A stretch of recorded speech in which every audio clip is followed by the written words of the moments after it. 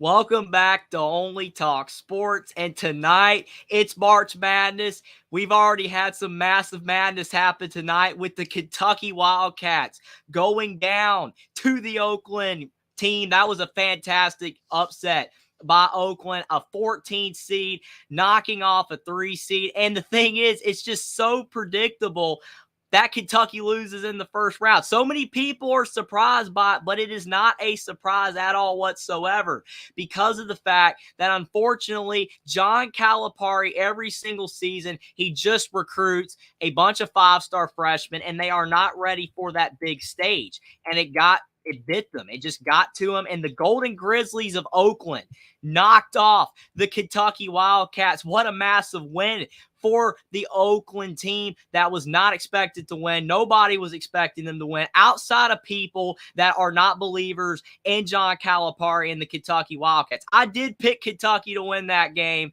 but still, I knew that Kentucky was not going to make a deep run to the Final Four or the national championship game like some people were saying. A lot of media analysts were saying that the Kentucky Wildcats might make it to the Final Four or win it all. Same thing with Purdue. The jury's still out on Purdue. We'll have to see. Maybe Purdue, maybe this is their year that they can get it done, but their style of play, I'm just not 100% sure if Purdue is going to be able to make a deep run. But we now know that the Kentucky Wildcats will not be making a deep run in March Madness because the Oakland Golden Grizzlies knocked him off. Jack Gohlke, he hit 10 threes in the game. 10 threes for Oakland, which is crazy. He had 32 points, and he had almost more threes in any March Madness game ever. I think there was one guy that had 11 threes. Carson Edwards had 10 threes for Purdue in a March Madness game back in 2019. But Jack Gohlke for Oakland, and the Oakland coach who had been the head coach for 40 years, he got the biggest win of his tenure in his 40th season. What a story that is. So happy for Oakland, but it's tough for Kentucky fans. I get it. I get their frustration. And they're so mad right now because I did a Twitter poll. And I know Twitter is not real life, but this is what people are saying. Their frustration is through the roof with John Calipari. 76% of people are saying that John Calipari should be fired. He's not going to get fired, though, because he's got a $34 million buyout. But, man, people are furious. Kentucky fans are that they lost. But we got to move on from that because we got another game coming up tonight. This is what you guys came here for, the Texas Tech versus NC State March Madness game, round of 64 game. Texas Tech is favored by 4.5 points. They are the 6th seed out of the Big 12. Had a great season, which is crazy that they had the season they had because of the fact that Grant McCasland is in his first season as the head coach.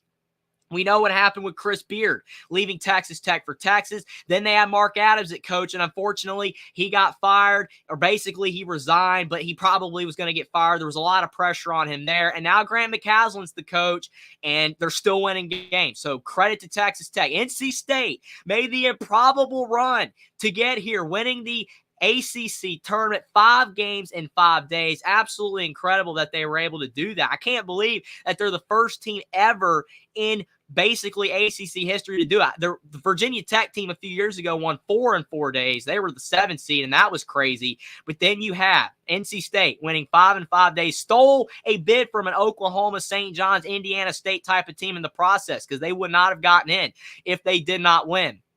But DJ Burns, people's favorite player. They love DJ Burns, the big fella down low, 6'9", 275. He can pass. He's got moves. He can even knock down a 3 every now and then. And he's got the ball first for the NC State Wolfpack to start this game. What can DJ Burns do? On the low block, his first shot is off the mark, and Texas Tech, led by Pop Isaacs. He has the ball going down the floor. Sometimes he shoots the ball way too much, I feel, but when he's on, Pop Isaacs is a dangerous player. Texas Tech with it. Pop Isaacs with a jumper. It's off the mark. Texas Tech also has Kerwin Walton on their roster, the North Carolina transfer. He never really got things going with North Carolina, so he decided to transfer to Texas Tech. The portal, it makes teams competitive, even some of the smaller schools that end up with these players. Down low for Texas Tech, knocking down the shot. It's Joe Toussaint, the former Iowa and West Virginia guard. I'm sure Joey Foster remembers when Joe Toussaint was at West Virginia. Appreciate you for stopping by, Joey. He said, jumped in to give you a thumb, brother. I'm going live myself in 15, so I can't stay. Hope your stream goes great tonight, Joey. I hate basketball this year. My team's the big joke, but that's okay. We will be back. Let's go Mountaineers. But I do appreciate you for stopping by, Joey. Hopefully, West Virginia will be better next year. It's just unfortunate with the basically removal of Bob Huggins. They have not been the same. But now Pop Isaacs getting it going for Texas Tech after NC State missed another shot. It's 4-0 Red Raiders. Pop Isaacs averaging 16 points, 4 assists, and 3 boards. Definitely the best player for the Red Raiders. In the corner, O'Connell for NC State, the guy that is the reason NC State's here. He knocked down that big three at the end of the Virginia game. If he did not hit that three, then they would not have been able to make March Madness. That was a crazy shot. All Tony Bennett had to do was have his team foul, or if his team had hit free throws. Virginia could not make free throws this year. Then Virginia would have been in the ACC title game instead of NC State. But credit to O'Connell for knocking down that big shot. Michael O'Connell, a very good player. DJ Burns, though, falling to the floor on the ground. That is a big body. You do not want to be underneath him. Wow, what a play. DJ Burns is barreling over the Texas Tech player there, Robert Jennings, who's a much smaller guy. It's not like Robert Jennings is that small of a player, but man, you got like 40 extra pounds on DJ Burns, and that is a tough blow. But right now, NC State's taking a tough blow because Texas Tech has the early 4-0 lead. And now DJ Burns barrels into him again, and this time they call it offensive foul on DJ Burns. So DJ Burns got lucky the first time that it was a defensive foul, but this time it's an offensive foul, and it is. Used a little bit of an elbow there, some chicken wing, and that is going to be an offensive foul going back to Texas Tech. 18 to go in the first half. We're about to be closing out the first night of March Madness. We got the late games on. Kansas-Samford hasn't tipped off yet. Drake-Washington State is tied at 0-0 to start, and Tennessee is destroying St. Peter's. Doesn't look like the Peacocks are going to be repeating like they did a couple years ago, winning those games against Kentucky and Purdue. Tennessee doing a good job so far in the first half, but anything can happen. We've seen big comebacks today. Nevada, they lost to Dayton after they had a 17-point lead, so we'll have to see. But Texas Tech guarding NC State very heavily here. Where are the Wolfpack going to go on the offensive end? O'Connell in the middle of the lane, kicks to DJ Burns. Burns on the block, taking a little bit of a fadeaway. It's off the bar with an offensive board, and it goes for Muhammad Jara. What a play. That's a good offensive board. NC State needed the bucket. Dave Valensky, appreciate you for being here. He says, way to go, Oakland. Congratulations to their coach. Getting a huge tournament victory for their program. He's been there for 40 years. He deserves it. Most coaches leave when they have success, especially at a school that small. Yeah, I mean, maybe after this season. I mean, he could retire because of what he's done. I don't know. We'll have to see, but it's crazy. I mean, I just can't believe that Jack Golke knocked down 10 threes. I mean, that guy was ready to fire. He was willing to shoot the ball, had absolutely no fear. And it's like they showed Oakland in the locker room. They weren't even celebrating that much. I mean, they were happy, but you could tell they're locked in. They're ready to win some more tournament games. So we'll see if Oakland is that Cinderella darling. I guess they already are a Cinderella since they got a first win. But usually you really enter peak Cinderella status if you can at least make the Sweet 16. So we'll have to see. Maybe Oakland can get it done. Crazy that they were able to knock off Kentucky. But again, you have to have seniors, and Kentucky just had so many freshmen on that team. Yet again, Reed Sheppard, Robert Dillingham did not have their best games by no means. But Texas Tech with the basketball couldn't get the shot to fall, but got an offensive rebound. Now Tech in the corner, kicking it out for three, and they knock it down. What a shot by Joe Toussaint. You could tell he's been here before in college basketball in the NCAA tournament. A veteran player. averaging 12 points and 4 assists this season. Probably his best year in college basketball overall for the Red Raiders. Now, NC State driving into the lane. What a pass to Ben Middlebrooks. That's probably a smart decision by Kevin Keatts to bring in Ben Middlebrooks so DJ Burns won't pick up a quick second foul. But Kevin Keatts, he's been on the hot seat all year. Looks like his job might be okay for now since NC State has made the tournament. Especially if they win a game, he should be good to go. Pop Isaacs with the ball for Texas Tech. Swinging it in the corner for a three. It's off the mark. NC State with the board. O'Connell bringing it up the floor. Now over to Casey Morsell. He's a good player. He's been in NC State for a couple seasons now. Trying to drive inside. Can't get to the rim. Finally does. Draw some contact. He'll be going to the line. Jackson Johnson, appreciate you for being here. Says, what's up, Only Talk Sports Nation? Appreciate everybody for being here so far. I cannot wait for this game to commence. It's just started. Texas Tech up 7-5. But, man, March Madness has been so great to watch so far. I mean, there's been some games that weren't all that great. I will say, actually, there's been a lot of blowouts today. Usually there's a lot of close games, but if you look at the results from the games earlier today, Gonzaga blew out McNeese State 86-65. A lot of people thought McNeese State was going to be able to pull off an upset, and I thought about it when I made my predictions, but I did go with Gonzaga. Bulldogs were easily able to win that one. UNC destroyed Wagner. I mean, that was not even close. Wagner wasn't a fantastic team by no means. They barely beat Howard in the first four, but still, credit to Wagner for winning that game, but just didn't have enough gas against Carolina. Arizona blew out Long Beach State. That would have been a crazy story if Long Beach State had won with their coach being fired, and then, you know, he keeps coaching and he makes the tournament. I mean, that's crazy. You get fired, and then you get your team to the tournament. If he hadn't been able to win a game, that would have been unbelievable, especially because Arizona has lost in the first round before. But Arizona took care of business. They got a good team. It's just about being consistent for the Wildcats. But we'll definitely be breaking down more of the previous games at the half. But still, a lot of blowouts has kind of been the theme. Couple of close games, but a lot of them were blowouts. But everybody talking about that Kentucky game for a reason. It was a great one. Dave Valensky says it's the greatest time of year, Jackson. I mean, if you're not a college basketball fan, I mean, obviously, if you're like NBA, you love the playoffs. If you love the playoffs in the NFL or whatever, or even the bowl games in the college football playoff and college football, I love the bowl games a lot more before the opt-outs in the portal. I mean, I still love the bowls, but they're not what they once were. March Madness, I mean, it's the best because of the fact everybody can lose. And I know that upsets don't happen all the time, but when you look at college football, the Citadel will never beat Alabama. It just, like, I guess theoretically it could happen, but the talent gap, it's so wide. Football is so physical that if you've got athletes, you're going to win. With March Madness, you see Oakland. Yes, Kentucky, by far the more talented team. Kentucky has probably 4 or 5 guys that are going to be playing in the NBA next year, and they're going to play well. Reed Sheppard, Robert Dillingham, Antonio Reeves, maybe DJ Wagner, somebody else, Justin Edwards or Aaron Bradshaw. I don't know who else is going to test the waters for the pros, but like Kentucky's got all the talent in the world. That's not the problem. But Oakland had the game of their life. Jack Goldkey scoring 32 points, hitting 10 threes out of like 16 shots. It's not like he was 10 of 20 something. So he was like 10 of 16, 10 of 17 from 3. Shot very well. And you can have upsets. That's why it's the greatest time of year. Win or go home. It's not like the NBA best of 7. Win or go home. You see teams that are very talented fall all the time left and right because of the fact that the pressure gets to them with playing these smaller schools, and one of those teams just has a big night. That's what makes March Madness so special. All these games on at the same time. You just can't beat it. Jackson says, I figured Kentucky would go down in the round of 32 against NC State. I just didn't think they would go down against Oakland. I'm with you, Jackson. I thought they would lose to either Texas Tech or NC State myself.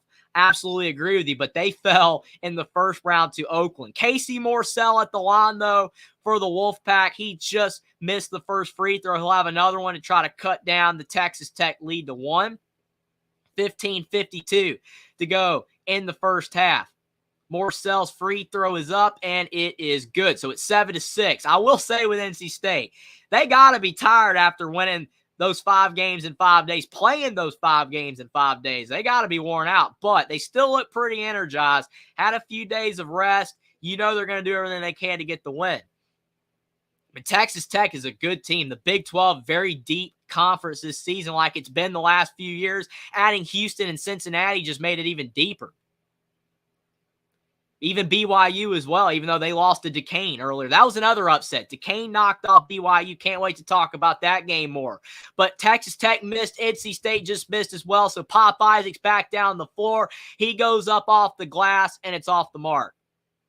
So Pop Isaacs will have 2 free throws. I mean, that's a smart drive, and that's something that Kentucky did not do very well against Oakland. Several times in the game, I thought they settled for threes that they just shouldn't have taken. Take the 2, drive in, get fouled, put the referee in a tough situation.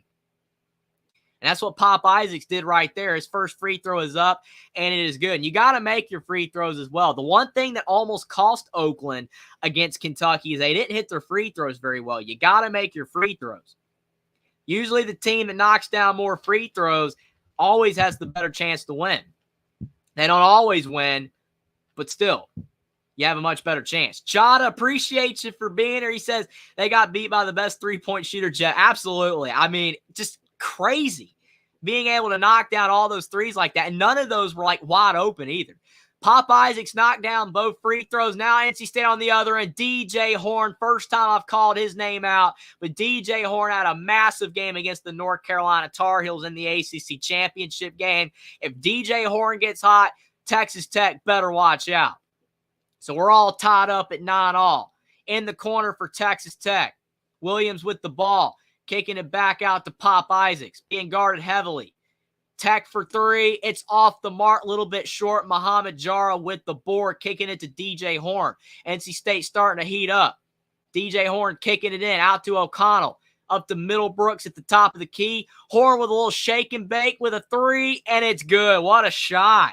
NC State up by 3, 12-9, first lead of the night for the Wolfpack. 14:20 to go in the first. Top of the key for Texas Tech. Chance McMillan with the ball. Now it's over to Joe Toussaint. He's going to have to settle things down if Pop Isaacs isn't getting it done. Top of the key to McMillan again. McMillan gets the ball back from the center. This possession's very ragged for Tech. They settle for a deep 3, and it's off the mark. Not a great possession for Texas Tech. They're going to have to do a better job of getting better looks. O'Connell with the ball for NC State in the mid-range. Is shot a little bit short. Ben Middlebrooks could not get the rebound there. And you had Darian Williams with the rebound. Now Toussaint inside to the big for Texas Tech. And Warren Washington, the transfer from Nevada and Arizona State. He's been a big addition for Texas Tech. He's missed like their last 8 or 9 games with an injury, but he's back now. And that's definitely going to help out Texas Tech trying to deal with DJ Burns and Ben Middlebrooks. NC State just missed a 3. Tech with the rebound. They're down by 1, bringing it up the floor. Joe Toussaint with the basketball over to Pop Isaacs in the lane. Isaacs' floater is off the mark, and O'Connell, he's got the board. O'Connell's a pretty good rebounder.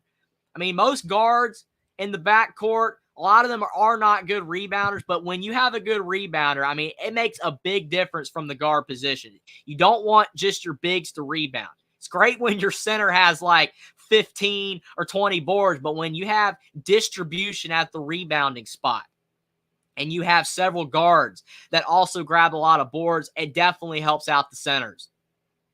Especially with DJ Burns not necessarily being the quickest guy, I think that it is necessary for NC State's guards to rebound the ball at a higher level. NC State with the ball up by 1, trying to drive in the lane. Jaden Taylor loses his footing, kicks to Ben Middlebrooks on the right block, driving in, goes up over with his left shoulder and gets a friendly roll there, 14-11. That's a good shot by Ben Middlebrooks. He's not a player that's talked about a lot because of the fact DJ Burns has been getting all the attention, and for good reason, but Ben Middlebrooks is a very solid player off the bench. He'd be a starter on a good amount of teams.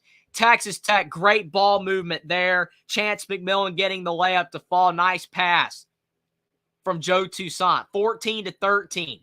NC State up by 1. 12:10 to go in the first half. Jaden Taylor, who's had some injuries as well for the Wolfpack, he's back for them. He's playing well. O'Connell with the ball, kicks in the corner to Taylor, almost a steal for Tech, and it ends up being a steal. Joe Toussaint down the floor, shoots a three, and it's off the mark. Kerwin Walton tried to tap it out, and he does kick it to Warren Washington. What a play by Kerwin Walton. Walton in the mid-range for two. It's off the mark. Man, both teams are fighting for the ball. That's what you love to see, especially during March Madness. You got to fight for every single possession. But NC State does end up with the ball finally after Tech's hustle. Middlebrooks over to O'Connell. O'Connell almost loses the ball, but somehow Jaden Taylor gets it in the left corner.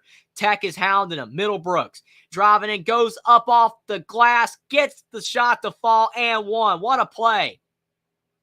16-13. That's a really good play by Ben Middlebrooks. He's got 6 points to start the game for the Wolfpack. Jackson says you can also tune into this special play-by-play live stream by Only Talk Sports on my Rumble link. Appreciate that, Jackson. I do have a Rumble account as well where you can check out my live streams over there. But do appreciate everybody for being here so far. We got 11-14 to go in the first half. To check in on the other games real quick, you've got Tennessee destroying St. Peter's. 46-20, absolute destruction from the Tennessee Volunteers. That's got to make Rick Barnes very happy. And then you've got Drake losing to Washington State 15-12. That's a good game as well. We'll definitely be monitoring that one. Should be possibly a game that could go down the wire. And then you got Kansas without Kevin McCullough beating Samford 15-7. Samford, a lot of people think they could possibly upset Kansas. I did pick Kansas, though, because they still have Hunter Dickinson. If they didn't have Hunter Dickinson, then I think Samford would win. But I do believe Hunter Dickinson might just be enough for Kansas to knock off Samford. But we'll have to see. Still a lot of time left in these games. Jada says, poor Nevada. Yeah, that was tough. I was kind of pulling for Steve Alford, the former Indiana player under Bob Knight. Had a lot of success as a coach at multiple stops, even though I think he got fired at Iowa, had some good seasons there. Then at UCLA, he actually had a good tenure at UCLA. I know he didn't really advance far in the tournament, and that last season he got fired mid-season because it was a rough start. But Steve Alford is an underrated coach. He's taken several teams to the tournament. He's done a good job with Nevada. And last year, Nevada got destroyed in the first four matchup against Arizona State. And then this year, they end up losing to Dayton in heartbreaking fashion after they were winning by 17 points in the second half. That's just a horrible way to lose in March Madness. I don't know what's worse, getting destroyed or barely losing, especially after you had a big lead. I would say that's worse. Like getting humiliated, that stings, but no one ever believed you were going to win. But when you barely lose, especially when you had a lead, that's tough. Jackson said, that's a reminder for me not to pick Nevada to win a March Madness game next year. Yeah, I fell prey. I picked Nevada the last 2 years to win, and they've lost both times. That's tough.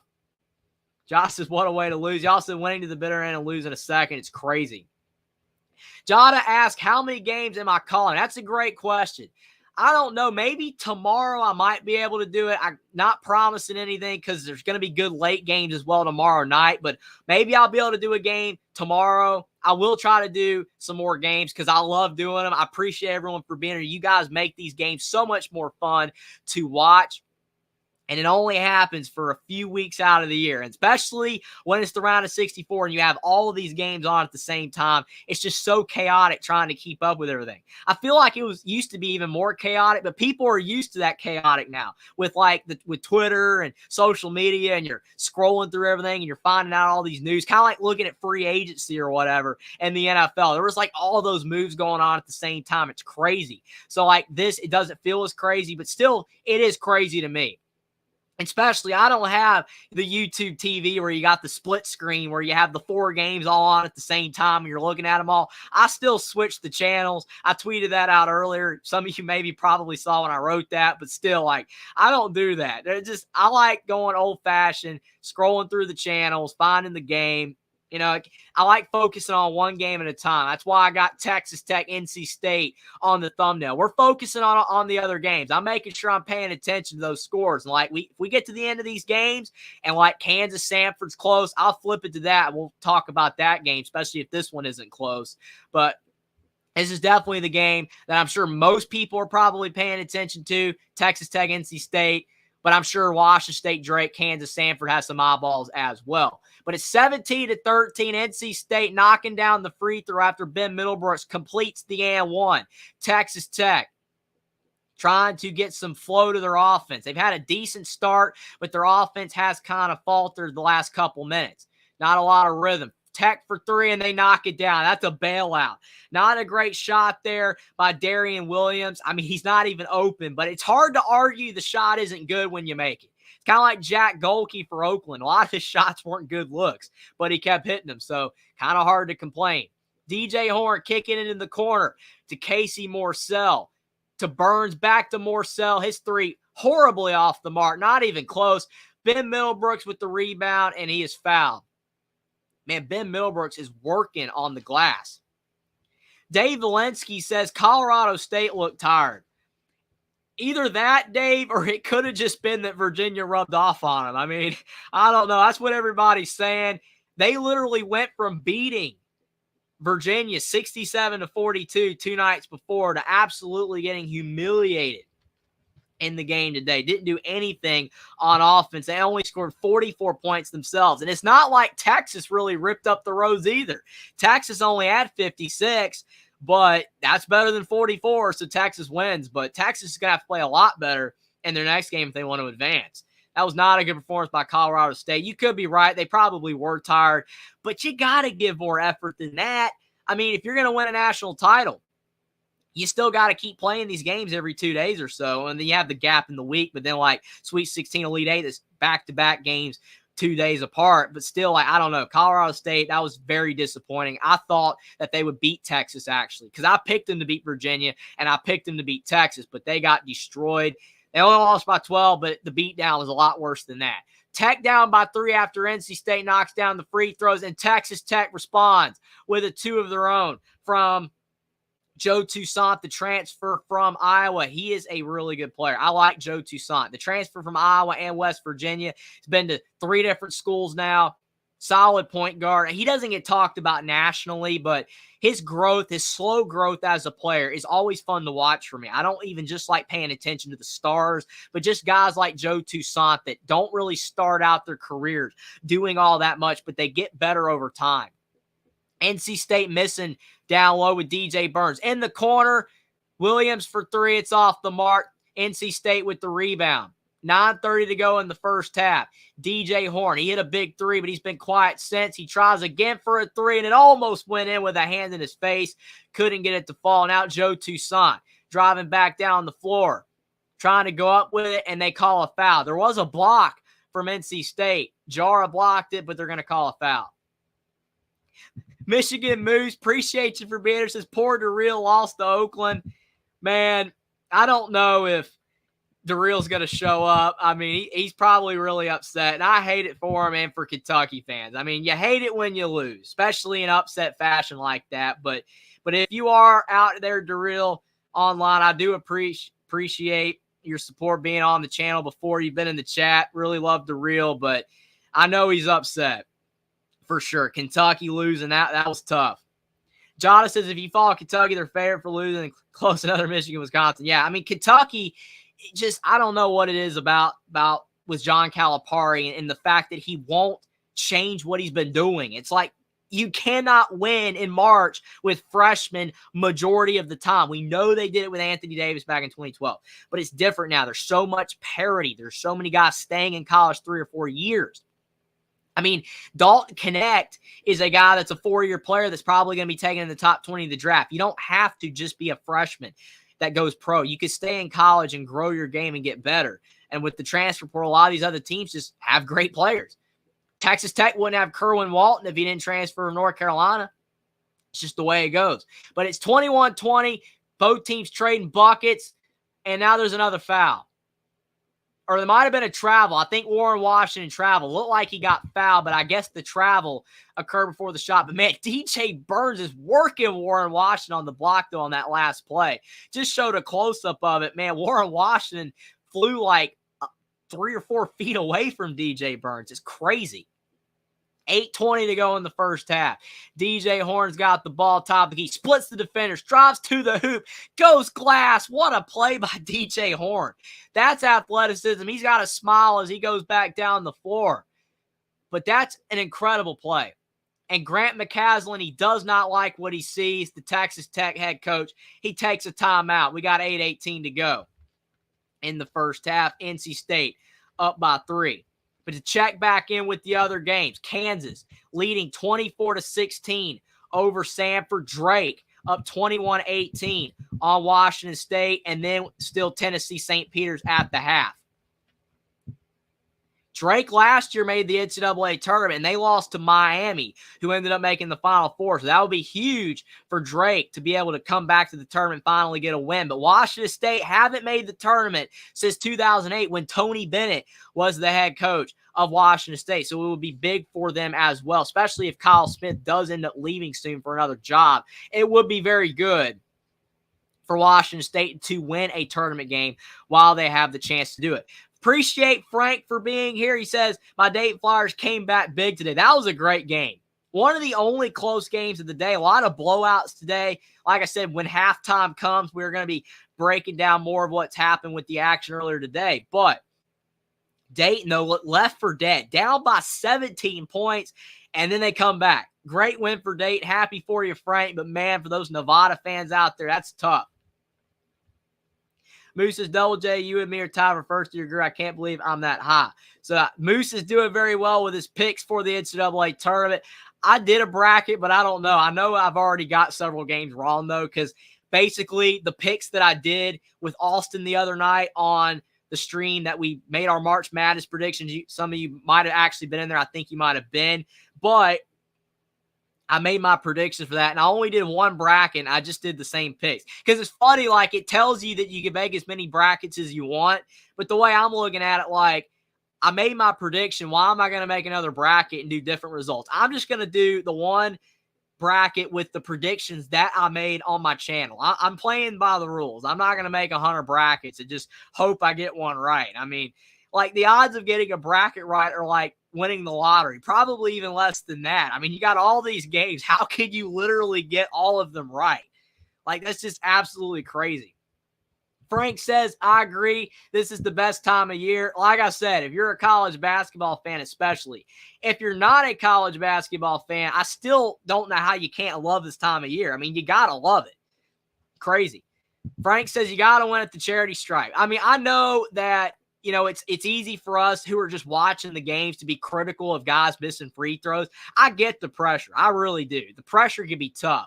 But you're a college basketball player that works in the gym all the time, practicing free throws, practicing threes. And what really kills me is when a guy's knocking down all of his threes, but he can't hit the free throws. It's crazy. It's just standing there, get to the line, shoot it the exact same way. You're going to knock it in every single time if your shot's good, unless your shot's just broken. Like, you've seen some guys go up to the line and their strokes are awful. You just got to go up to the line and confidently knock it down. No big deal. But again, it's tough in pressure moments. I get that. But so many of these players just stink at the line. And it's like, especially when you're like a fourth or a fifth year player, you should be at least a 75 to 80% free throw shooter after several years in college, especially if you've been playing basketball since you were in middle school. And once you finish your growth spurts and you're the height that you're going to be for the rest of your life, like, after several years in college, you should be able to hit them. It's crazy that so many guys just can't hit their free throws. But back to the game action. 23-20. NC State with a 3-point lead, and I think we might be going to another timeout break. I think, unless they're going to play on, nope, they're going to go to a commercial break. Because you just had NC State force Texas Tech into a timeout because NC State's been playing well. And then now after, maybe it was either a whistle or a travel, and now we got another timeout. You got to love that back-to-back timeout. Tons of commercials. EOTWN, appreciate you for being here. He said, what team would you want to win if anyone could be the champion? Well, that's a great question. I mean, obviously, people that have watched my channel before know what teams I like the best. I like Indiana and North Carolina the best. I'm unbiased, though. My channel, I'm about being absolutely unbiased. I don't let my biasness permeate through my analysis of teams. I don't do that like a lot of people do. I know some people do, funny skits with it, but I just like doing analysis. I like breaking down the game, and I root for a lot of different teams, just like if it's a great story like Oakland, now Oakland won, you want Oakland to make a run. Like, it's cool stuff. But I mean, if North Carolina won, that'd be cool. I like the Tar Heels, but I mean, some people want UConn to win it again, to win it back to back. I mean, that would be cool, but it's like if UConn wins back-to-back, then they're going to be like Georgia. Like, now they're on top of the world. Like, there's nothing wrong with that, but like after Georgia won 2 titles, nobody wanted them to win a 3rd one in a row. Because like people on Twitter, the fans, they just go crazy. And there's nothing wrong with being happy that your team's winning a lot, but you know how it is, especially as like an opposing fan base, like an Alabama or an Ohio State in college football, and you got Georgia winning those 2 titles. It gets crazy. And like if UConn goes out there and wins again, and like we got 6 titles now, we're a blue blood, we won 2 in a row, that can get crazy. But if they win, they deserve it. I mean, that team's great. Dan Hurley, he's got the mindset that he wants to win. Absolutely no complacency from that man. Great coach. So they could do it. I mean, it'd be funny if Purdue could absolutely do the exact same thing Virginia did, lose to a 16 seed, and then the very next year win it all. If Purdue did that, I mean, it'd be good for the Big Ten. I got a lot of Big Ten viewers. Got Steven here tonight. What's up, Jeffrey? Appreciate you being here, Steven. But you know as well as anybody that the Big Ten needs somebody to win the title. I mean, they're getting waxed in college basketball conversations. People are making fun of the Big Ten. Like, they haven't won a title since 2000. Tom Izzo was the last to do it. And, like, they haven't even come close in a while. I mean, Michigan had that team the one year. Michigan State made it far a few years ago, but, like, they're not advancing. So, Purdue or Illinois, if, like, some Big Ten team could do it. But, I mean, really, just to be completely honest, like, I don't really have a team I really want to win. I mean, it's just more like, yeah, I can't wait to see what happens and who gets there. But that's a great question. I mean, I guess I would just say North Carolina, I guess. But, like, there's a lot of other teams that I wouldn't mind seeing get a title. And if UConn does it again, very happy for their team and their players. Stephen Cherry says Izzo may not win the Natty often, but his tournament success can't be denied. Especially because his teams are just – I wouldn't say he doesn't have talent because he does recruit well, but it just seems like he has, like, more of the gritty players more often than, like, some of the other programs that, like, they're more flashy. They have guys that are going to be playing in the NBA for sure, guaranteed. It just seems like Izzo kind of just works with blue-collar guys that don't get as much attention. And, I mean, that's great. And he always usually wins at least one game. And I think he has the most wins all time. Steven, you probably saw this as well, but Tom Izzo has more wins in the NCAA tournament as the lower seed than any other college basketball coach. So that shows you he can win even when people don't think that they will. And that shows you that Izzo is a good coach. So we got Texas Tech out of the timeout. Chance McMillan draining a mid-range jumper to get back within one. 23-22. DJ Horn swallowed up. Kicks to Jara. Almost a turnover, but Horn saves it from going out of bounds. And then he eventually turns it over with a travel. That's good defense from Texas Tech. And that's why Texas Tech was able to win games this year. Because the Red Raiders are pretty solid at defense. I mean, they're not like Houston or anything, but they can defend. And you got to defend to win in the Big 12. I mean, you can't get into track meets with every team you play. You got to have defense. Pop Isaac's top of the key. His shot's off the mark. Rebound by Jara.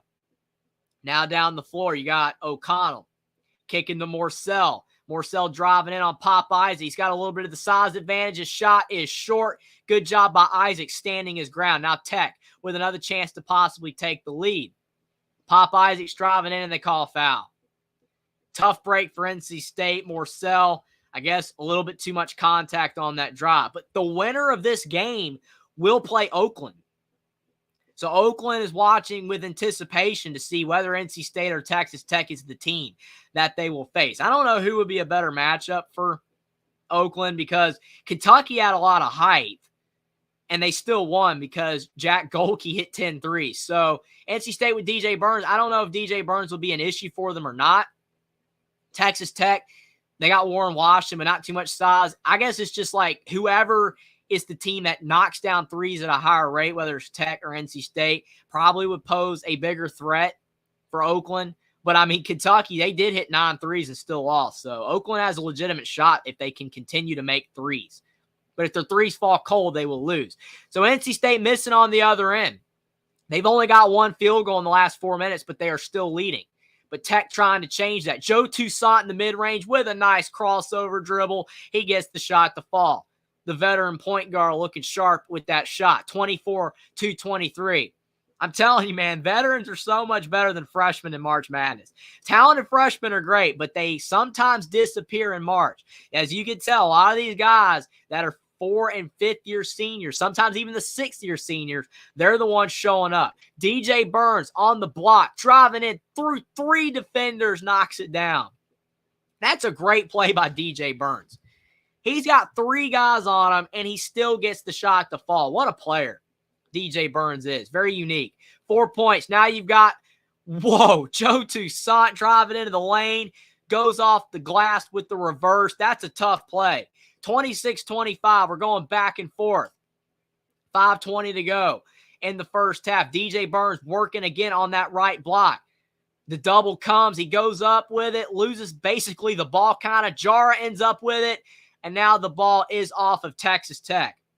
Good effort by the Red Raiders to not give up that layup to Jara. Warren Washington working hard. I mean, DJ Burns, though, he is such a fun player to watch. But that last shot was not a good one. And now they're showing the Joe Toussaint layup again. That was a really good play. 5 to go in the first. Burns on the left block this time working. Running out of time. 2 seconds on the shot clock. He goes up with his left hand, and he gets it to fall. DJ Burns now up to 6 points. 27-26. 4:50 to go in the first half. Joe Toussaint bringing it up, slowing it down a little bit for the Red Raiders. Gets a screen. Toussaint driving, kicks. What a pass down low and gets the shot to fall. It's Robert Jennings. That's a good play. Joe Toussaint working that defense, getting in the middle of the floor. Nice pass to the big. 28-27. 4:20 to go in the first. O'Connell with the ball being guarded by Pop Isaacs. Now over to Morsell. DJ Burns at the top of the key. He can knock down that 3, but he chooses not to. And an offensive foul on the Wolfpack. And Pop Isaacs is on the ground. Hopefully Pop Isaacs is okay. Probably just has to shake it off a little bit. But it looks like he took some contact there on an illegal screen. I will say for NC State, DJ Burns does a lot for their offense, but they need to get a little bit more going with their guard play. DJ Horn, Casey Morsell, Michael O'Connell, those guys need to get a little bit more involved. And DJ Burns, he's the one that had that illegal screen. So he's got 2 fouls. He's on the bench now probably for the rest of the half for Kevin Keats' squad. Ben Middlebrook's going to have to fill in. Tech kicking it in the middle of the floor. Pop Isaacs down the lane. And that's what I'm saying. Texas Tech's offense right now is a little bit more crisp, a little bit more free-flowing with better passing, whereas NC State, it's a lot more ISO ball. They need to get more screens going. They need to pass the ball a little bit better. Get their guys some better-looking shots. Ben Middlebrooks, top of the key. Trying to find somebody to pass the ball to, kicks to Morsell. In the lane, Morsell with a tough turnaround, misses the shot. Jara with the board lays it in. That's a good play. But that wasn't a great possession for NC State. Morsell with a very tough turnaround jumper. Just lucky that Jara got the board. 9 second chance points for NC State, 5 for Texas Tech. Joe Toussaint, top of the key. Driving in, gets blocked. What a block by Morsell. Up the floor, Jaden Taylor, and the ball is poked away. Out of bounds. It will be NC State ball. And we got another timeout. Final media timeout before the half. Checking in on the other scores. Tennessee up by 29 points on the Peacocks. No repeat Cinderella performance from St. Peter's. It's awesome they made the tournament again. Some people probably thought they wouldn't ever get back after Shaheen Holloway moved on to the Seton Hall job. But St. Peter's, their stay in the NCAA tournament is looking like it's going to be very short. Drake down 26-23 to Washington State, and then checking in on Bill Self's squad. Kansas up by 14. So Samford not taking advantage of Kevin McCullar's absence, down by 14. Dave Valensky says Colorado State-Texas game was boring.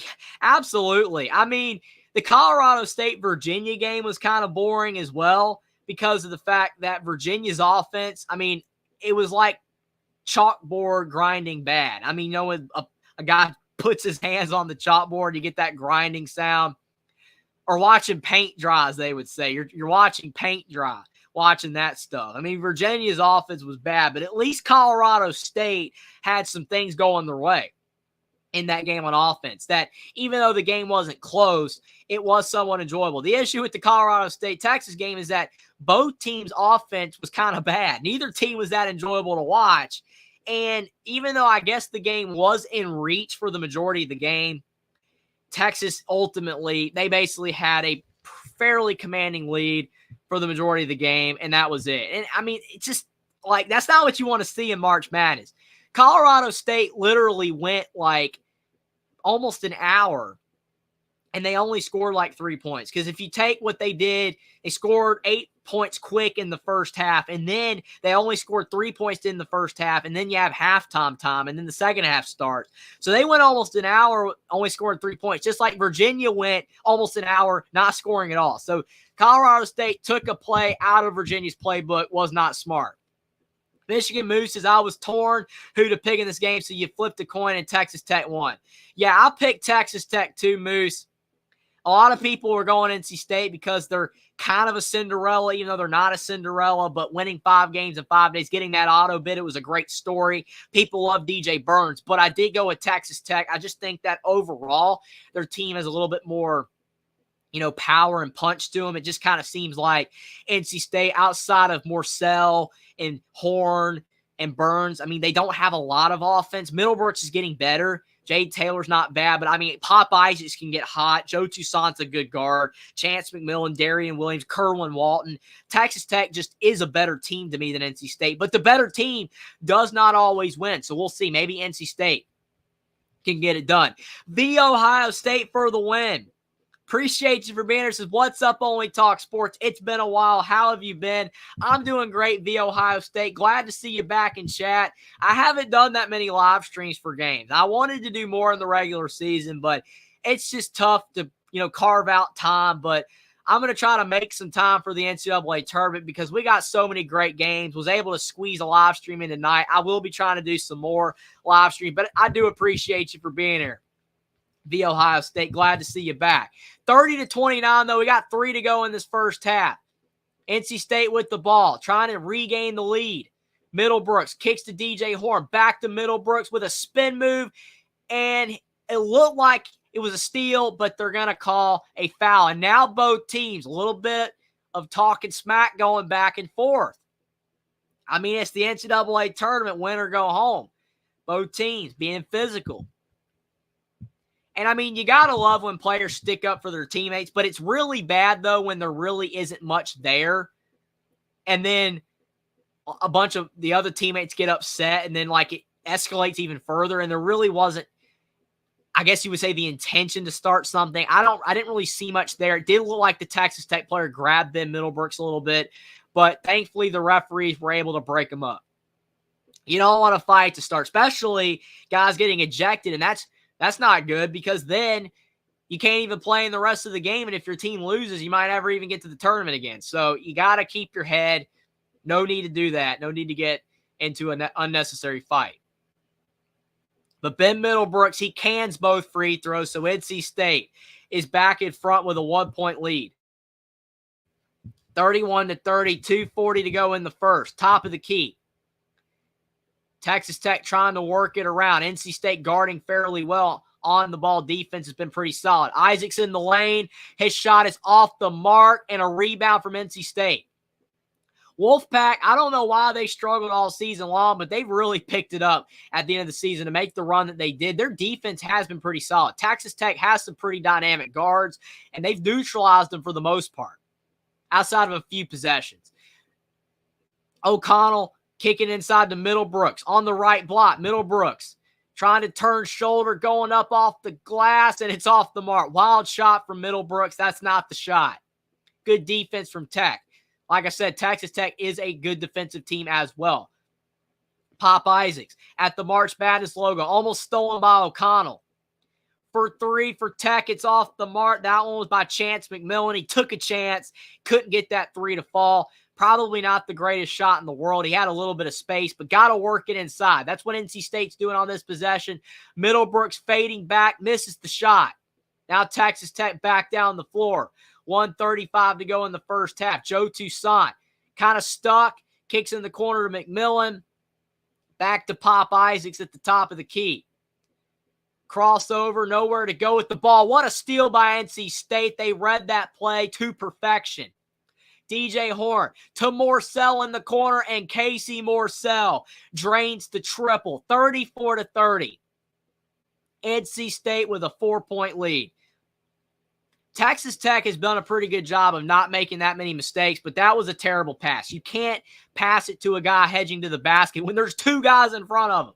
Not going to work, and Tech has not scored in 3 minutes. Where's the offense going to come from? Toussaint has had a pretty good first half. He gives the ball up, though, to Darian Williams. Back to Toussaint for three, and his shot is ice cold. Ball's tapped out of bounds, and it will be NC State ball. 45 seconds left in the first half. That's a good shot by Morsell. Very confident-looking shot. And they're showing an NC State guy in the crowd. He's liking what he's seeing. He's got 3 fingers up, wiping his eyes. 45 seconds to go. Inbounding the ball, Kevin Keats shouting out directions to his team. Could be a 2-for-1 opportunity for the Wolfpack if they hurry. 7-0 run for NC State. 2:50 to go. In the last 2:50, they've gone on a 7-0 run. Ben Middlebrooks down the floor, and Middlebrooks and one. What a play. I mean, you came to this game looking for DJ Burns, and what you're ending up getting is Ben Middlebrooks. What a first half from him. He's into double digits. In the last 3 minutes, they have gone on a 9-0 run. It could be a 10-0 run if Middlebrooks knocks down this free throw, and he's hit all of his free throws, I believe. That's a good play. He's just out hustling. He's being more physical than the defenders are for Texas Tech. And he knocks down the free throw. So it's 37-30, 7-point lead for NC State. Texas Tech, they need a bucket to get some of this momentum back before the half. You don't want to go down at the half by 7 after leading by 3, giving up a 10-0 run. Joe Toussaint with the ball, dribbling out the clock. 10 seconds to go. Toussaint driving in. He finds Pop Isaacs at the top of the key, and Isaacs is off the mark. Now it's over to Pop Isaacs again to Darian Williams, and Darian Williams knocks down the 3 with no time left. What a play. Texas Tech cuts it to 4, and that's a play to remember. After NC State took a 7-point lead, if Texas Tech does come back and win this game in the second half, which they very well could, they're only down by 4, that's a big shot because they could have been down by 7. Really good offensive rebound. Shows you got to hustle to the end. That was a very good play. V Ohio State for the win. He says, I only did one bracket. I foolishly had BYU and Kentucky in my Elite 8. I also had Colorado State in my Sweet 16. I did get the rest of my picks right, though, for today. Yeah, I'm with you, V Ohio State. I've done good on a lot of the picks, but I did get a few wrong. I got Dayton wrong because I picked Nevada. That was tough. Obviously, I picked Kentucky to beat Oakland. I didn't have them advancing any further, but I had them beating Oakland, so I got that wrong. I did pick BYU as well to beat Duquesne, and that was wrong. But other than that, most of the games have been correct. Trying to look to see if any other games I got wrong real quick. I did get Oregon right. I picked them to beat South Carolina, so I was right there. I picked Michigan State. And I picked Colorado State as well to beat Texas, so I was wrong. But I've gotten over 50% right. I mean, that's not bad. I mean, you would like to get even more right, but it's March Madness. It's not supposed to be predictable. Michigan Moose says, I only did one men's and women's bracket. Yeah, I didn't do a women's bracket, which there's probably still time for that. I think that women's college basketball with the tournament starts tomorrow, if I believe, or maybe it's Saturday. I can't remember, but thinking it might be Friday, but maybe I can do one. But I don't know enough about a lot of the teams to make picks. I mean, I know a few like Indiana and like Iowa, like Caitlin Clark and Angel Reese at LSU, Brink over at Stanford. She's a good player, but I don't know enough about a lot of them. Michigan Mooses, I picked North Carolina to win it all. North Carolina could win it all. The only thing that worries me is I feel like RJ Davis has to play very well for North Carolina for them to win against great teams. Like, I know they beat Duke without him playing well, but that's because Cormac Ryan had like 30. And in a lot of games, Cormac Ryan disappears. So we'll have to see. The Ohio State for the Wentzes. My Final Four is Auburn, UNC, Houston, and Creighton. And I have North Carolina over Creighton and the national title game. That's a good Final Four. I mean, no UConn, but UConn might not make it. Maybe the pressure's too much for them to get back to the national championship game. Maybe they don't make it there. But I could see Auburn knocking off UConn because they're in the same bracket. I can see that happening. North Carolina, I can see getting there. Houston. Creighton, they're sneaky. They're a very good team. The only thing that worries me about Creighton is they don't have a good bench. Their starting five is great, but their bench is not that deep. So we'll have to see if that could possibly affect them in the tournament. But that is not a bad Final Four of the Ohio State. You could be right. He says he has a feeling Auburn upsets UConn in the Sweet 16. Like I said, I agree with you. That is very well a possibility. Checking in on some of these games yet again, though, you've got Kansas knocking off Samford. It looks like so far in the first half by 14 points. They could win. Kansas, I think, by around 10 points or more. I thought Kansas would win by around 5 points because of the fact without McCullough, but it looks like maybe they're going to be able to win by more. I mean, Samford, they're kind of going the McNeese State route, just not having a good game. A lot of people thought McNeese State would give Gonzaga a run. I'm so glad I picked Gonzaga because I thought about it. I really did. I thought about going McNeese because of the hype they had. Will Wade at coach, but man, they got destroyed. But Kansas playing very well against Samford. Washington State and Drake are tied at half. Actually, Washington State's up by 4. Sorry, my computer was acting up there a little bit. But Washington State is up by 4 over Drake. That's a good game. And then Tennessee just bludgeoning St. Peter's. 65-34. I mean, I'm really shocked that Tennessee's winning by as much as they are. I don't know if you guys are in chat are surprised that Tennessee is up by as much as they are, but I would have thought Tennessee would have maybe survived a scare. I mean, it's Rick Barnes. They never advanced, but maybe this is Tennessee's year. Maybe they'll finally make a run. They've got talent on their team, but the issue is that when you get that stigma that you can't advance, I believe it affects teams. I really do.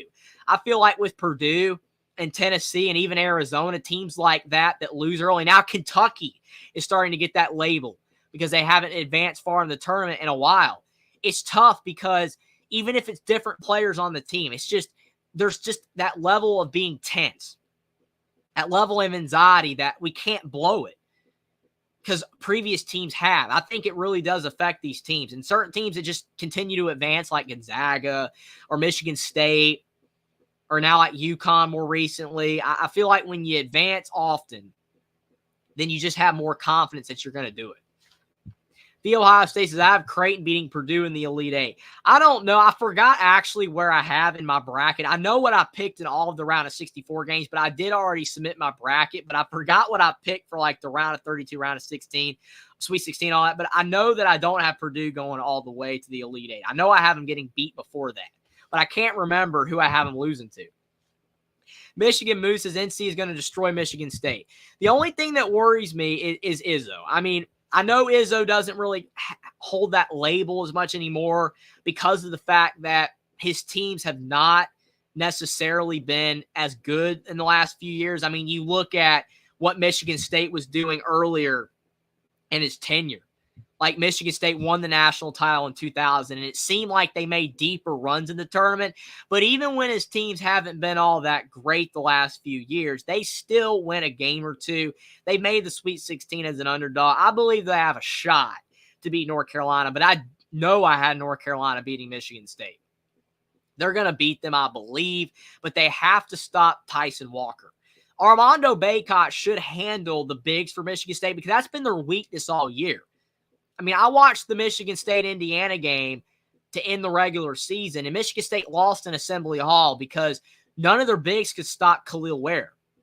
Matty Sissoko, Carson Cooper, Xavier Booker, none of those guys are all that good. Xavier Booker has potential, but I think Michigan State's issue is their centers position depth is poor. Jaden Akins, Malik Hall, AJ Hoggard, Tyson Walker, they're good players, but Tyson Walker needs more from Jaden Akins, AJ Hoggard.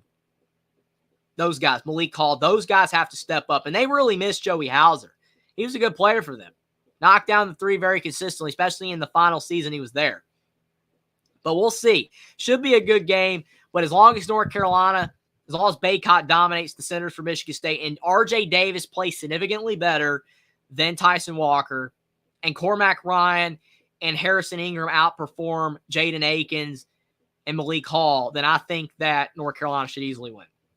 Brandon Tisdale says, much love. Appreciate you for being here, Brandon Tisdale. So happy March Madness is back. I mean, you got to cherish it every year. I know that it's a few weeks. You know, it's not like the college football playoff or whatever where it's very short. I know you got the bowl season football, but like it lasts for a couple of weekends, but it still goes by so quick, especially you're enjoying these games, these players and coaches, the fans, we're all enjoying it, and in a blink, it's gone, and you got to start all over. And the thing that makes college basketball crazy now, like I believe, you know, when I was younger and the tournament ended, you didn't talk about basketball. It's the same thing with really any of the sports. When I was younger and the season ended, whether it was college basketball, college football, NFL, or NBA, it was over. You don't talk about it, right? Like you maybe bring it up in casual conversation. I can't wait for college basketball to return, but like nobody, you know, really talks about or in the past talked about the sport that much in the offseason. Well, now that you got the transfer portal, we're going to be talking about college basketball for the next 2.5 months. I mean, like last year, I was still talking about the transfer portal and college basketball in like July and June. There were still players making moves in like June, which is nuts to me. So after April, after the national championship, and you cut down the nets, whoever it is, we're still going to be having so many transfers and all this discussion of like what these teams are even going to look like for next season. And people are still going to be talking about college basketball. So it's like college basketball doesn't end. And I don't think that necessarily is a bad thing. I mean, it's great because you're still getting to talk about the sport. But on the other hand, I'm not saying it takes away from the tournament, but it's like when the tournament ended, like you cherished it more because it was over and there was no more basketball. There was nothing else to talk about. But now that basketball just basically continues with the portal and you're talking about that, it's like it doesn't end. It's like I've seen a lot of coaches even say now, people are distracted by the transfer portal while the tournament's going on. Like yesterday, like all you saw when it came to college basketball discourse, more so than the tournament, was, oh, this player already committed here. This player is entering the portal. Like people are talking more about the transfer portal than they're talking about college basketball with the NCAA tournament. Like Alabama already got a portal player. Nate Oates has already got a portal edition while his team hasn't even played yet in the NCAA tournament. Man, times have changed in college basketball. I think that's crazy. I think the portal window needs to be moved. I know it's tough to move it because, like, you know, school schedules and everything, and you want to get all that stuff done for, like, the next semester or whatever. I get all that, but it's just, it's not good that the portal's open right now. People's attention should be on the tournament, but it is what it is. We'll have to see if that gets changed. Dave Valensky says Virginia is going to win the NIT next year. Every year they take a step down to winning the championship in 2019. Well, maybe they won't even win the NIT. Maybe they get there and they don't win it. But you could be right, Dave. I mean, Virginia is trailing in the wrong direction. And the thing is that Tony Bennett's style of play, it only works if his teams are able to take the lead. Like, for example, Virginia had not lost to North Carolina on their own floor since 2011. And this year they lost on their own floor. And what all of those previous matchups had in common is that Virginia was able to get a lead on North Carolina, and then they just kept the lead. They didn't relinquish the lead. And their slow style of play made it almost impossible for North Carolina to come back. This season, Virginia's offense is so inept, and they go such long stretches without scoring that it doesn't even matter that their defense is pretty good. Their defense is still pretty good. But even if they're giving up like 60 points, they're struggling to score 50. So that's why they can't win. Hummus Hero says, hey, everyone, appreciate you for being here, Hummus Hero. He says, did Kentucky end up going down? Yes, they did, Hummus Hero. They fell to the Oakland Golden Grizzlies, the biggest upset we have had in the NCAA tournament so far, and it probably looks like it's going to be the biggest upset of the day because Tennessee's not falling to St. Peter's. They're up by 30 right now with 7 to go, and Kansas, they're up by 11 on Samford. I mean, there's still a chance Samford could come back, but as of now, Kansas is in the driver's seat. And even then, I don't think Samford beating Kansas would be as big of an upset. Yes, Bill Self has a much better pedigree than John Calipari of not falling in the NCAA tournament early. I don't even think Bill Self's lost in the first round in like over 10 years. So it would be huge. But without Kevin McCullough, I think a lot more people probably pick Samford to beat Kansas than people pick Oakland to beat Kentucky. So it does look like Kentucky's upset lost to Oakland. Jack Golke's 10 huge threes helping him get the win. I think that's going to be the biggest upset of the day. Could be a bigger upset tomorrow. You never know. Purdue, we'll have to see. Can they get by Grambling? It's going to be interesting. Hummus Zero says, I fell asleep. Yeah, I mean, if you're not a fan of Kentucky or like a fan of the team you're watching, it is possible to fall asleep. And maybe you just fell asleep. Like, I mean, it can happen.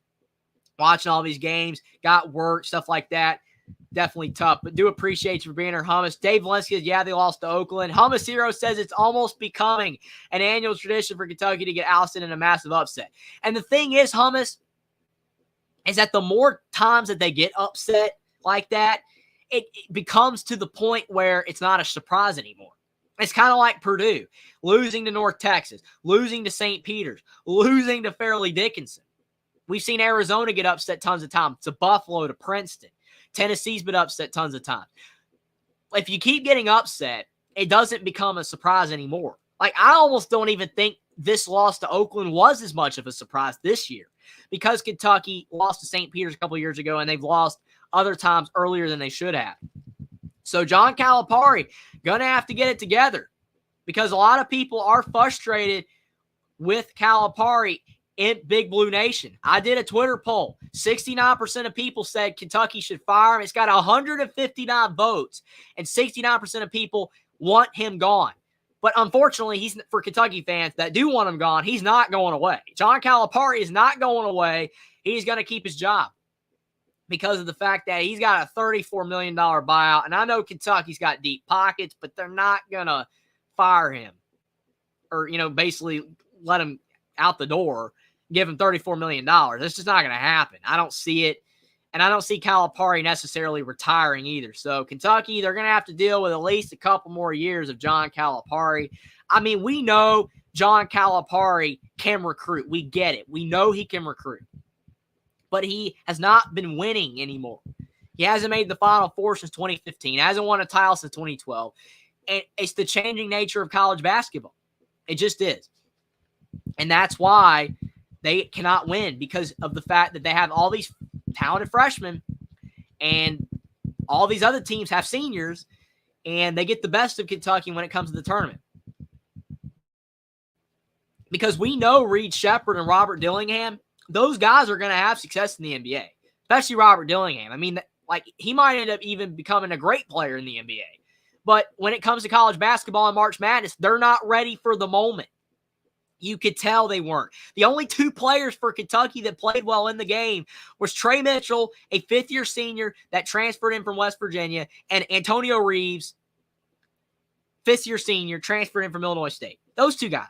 Antonio Reeves had a great game. He made a big mistake late, but he had a great game overall. And Trey Mitchell had a double-double. But all the freshmen, DJ Wagner, Robert Dillingham, Reed Sheppard, everybody has talked about how great Reed Sheppard has been, and I'm not denying it. Reed Sheppard's been amazing, but he fell flat when it mattered most in the tournament. And that's where we got the biggest upset.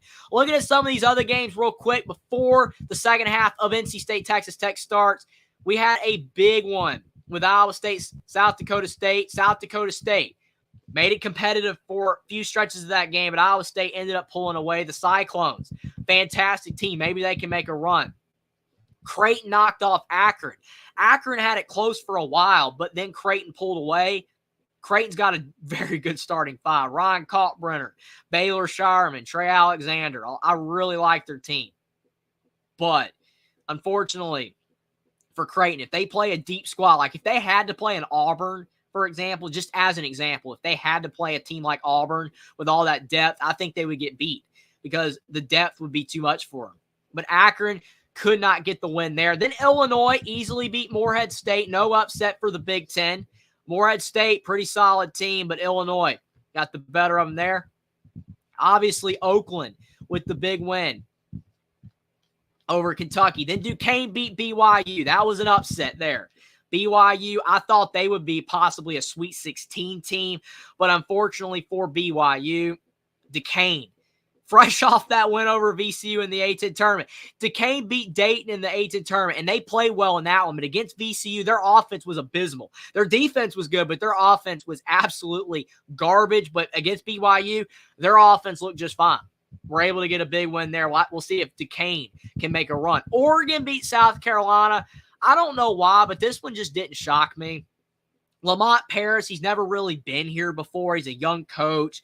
And South Carolina had a few games this year. As good as they were, beating Tennessee, beating Kentucky, those Auburn losses where they got destroyed, losing by 40 and 30 respectively to the Tigers. I don't know. I just went with Oregon. And Dana Altman, another one of those coaches, has been in his school for a long time. I know Oregon hasn't made the tournament in a couple years. I just felt like Oregon was going to win, and they got it done. South Carolina out of the tournament, had a great season. Nothing to take away from what Lamont Paris did, but just not a good performance, especially on defense. Dayton beating Nevada. I've talked about this game already. Crazy comeback from the Flyers. Thought Nevada had it, but Steve Alford, his team fell short. Dayton is a very talented team. Darren Holmes, good player, but Dayton doesn't have as much talent. As good as they are for a mid-major, they don't have as much talent as they did the year that the tournament got canceled when they had Obi Toppin. That team was better, but Dayton still maybe can make a run. Texas beat Colorado State in what is being called the ugly game. Ugly performance from both teams, but Texas, a little bit too much. Max Amos, Dylan DeSue.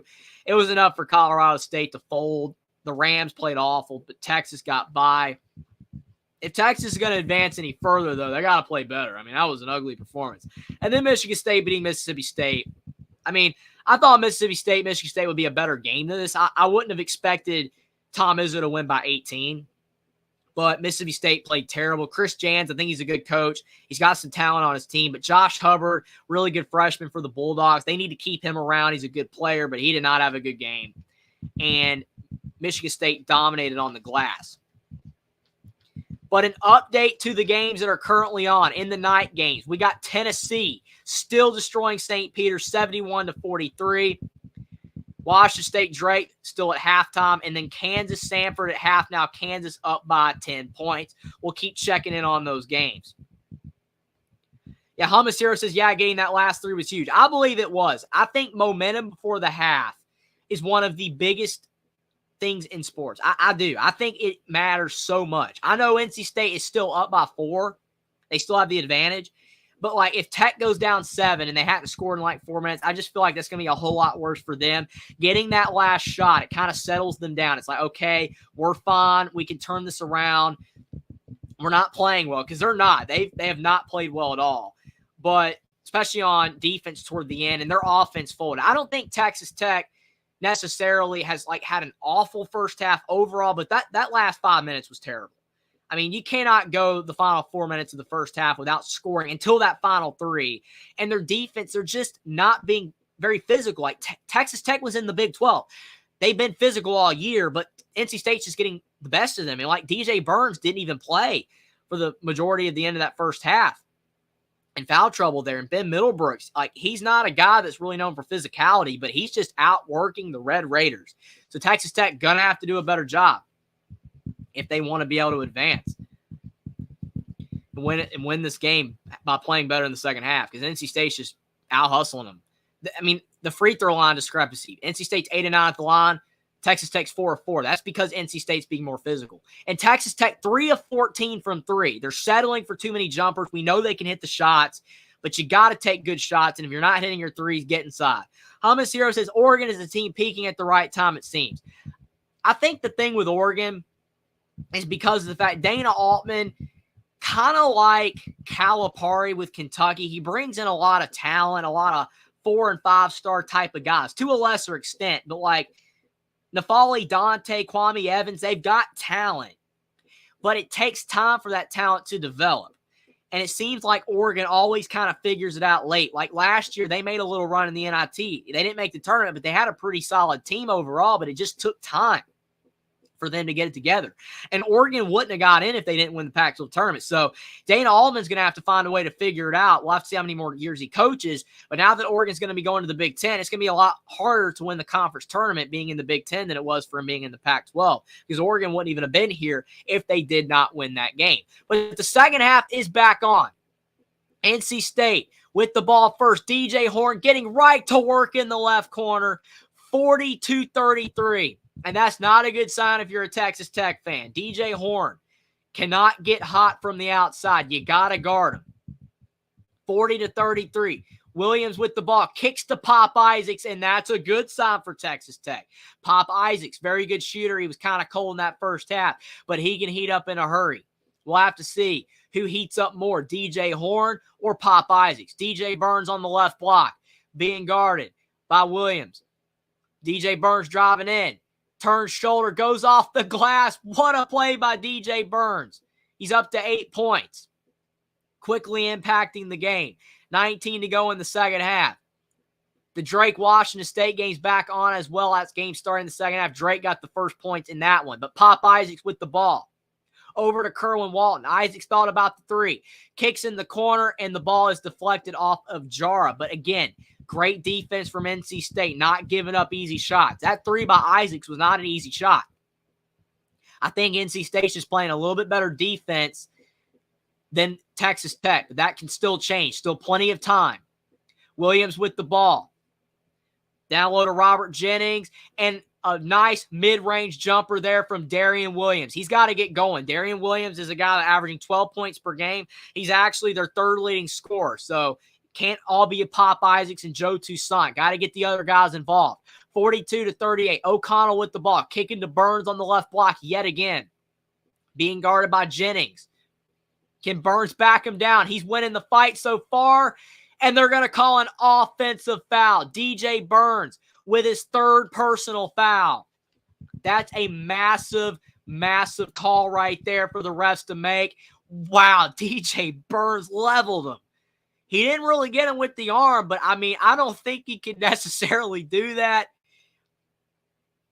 Man, DJ Burns' dad, I think he's in the stands. He did not like the call, but he's got 3 fouls. So now NC State going to have to go with Ben Middlebrooks, but he's played well, so it might not be an issue.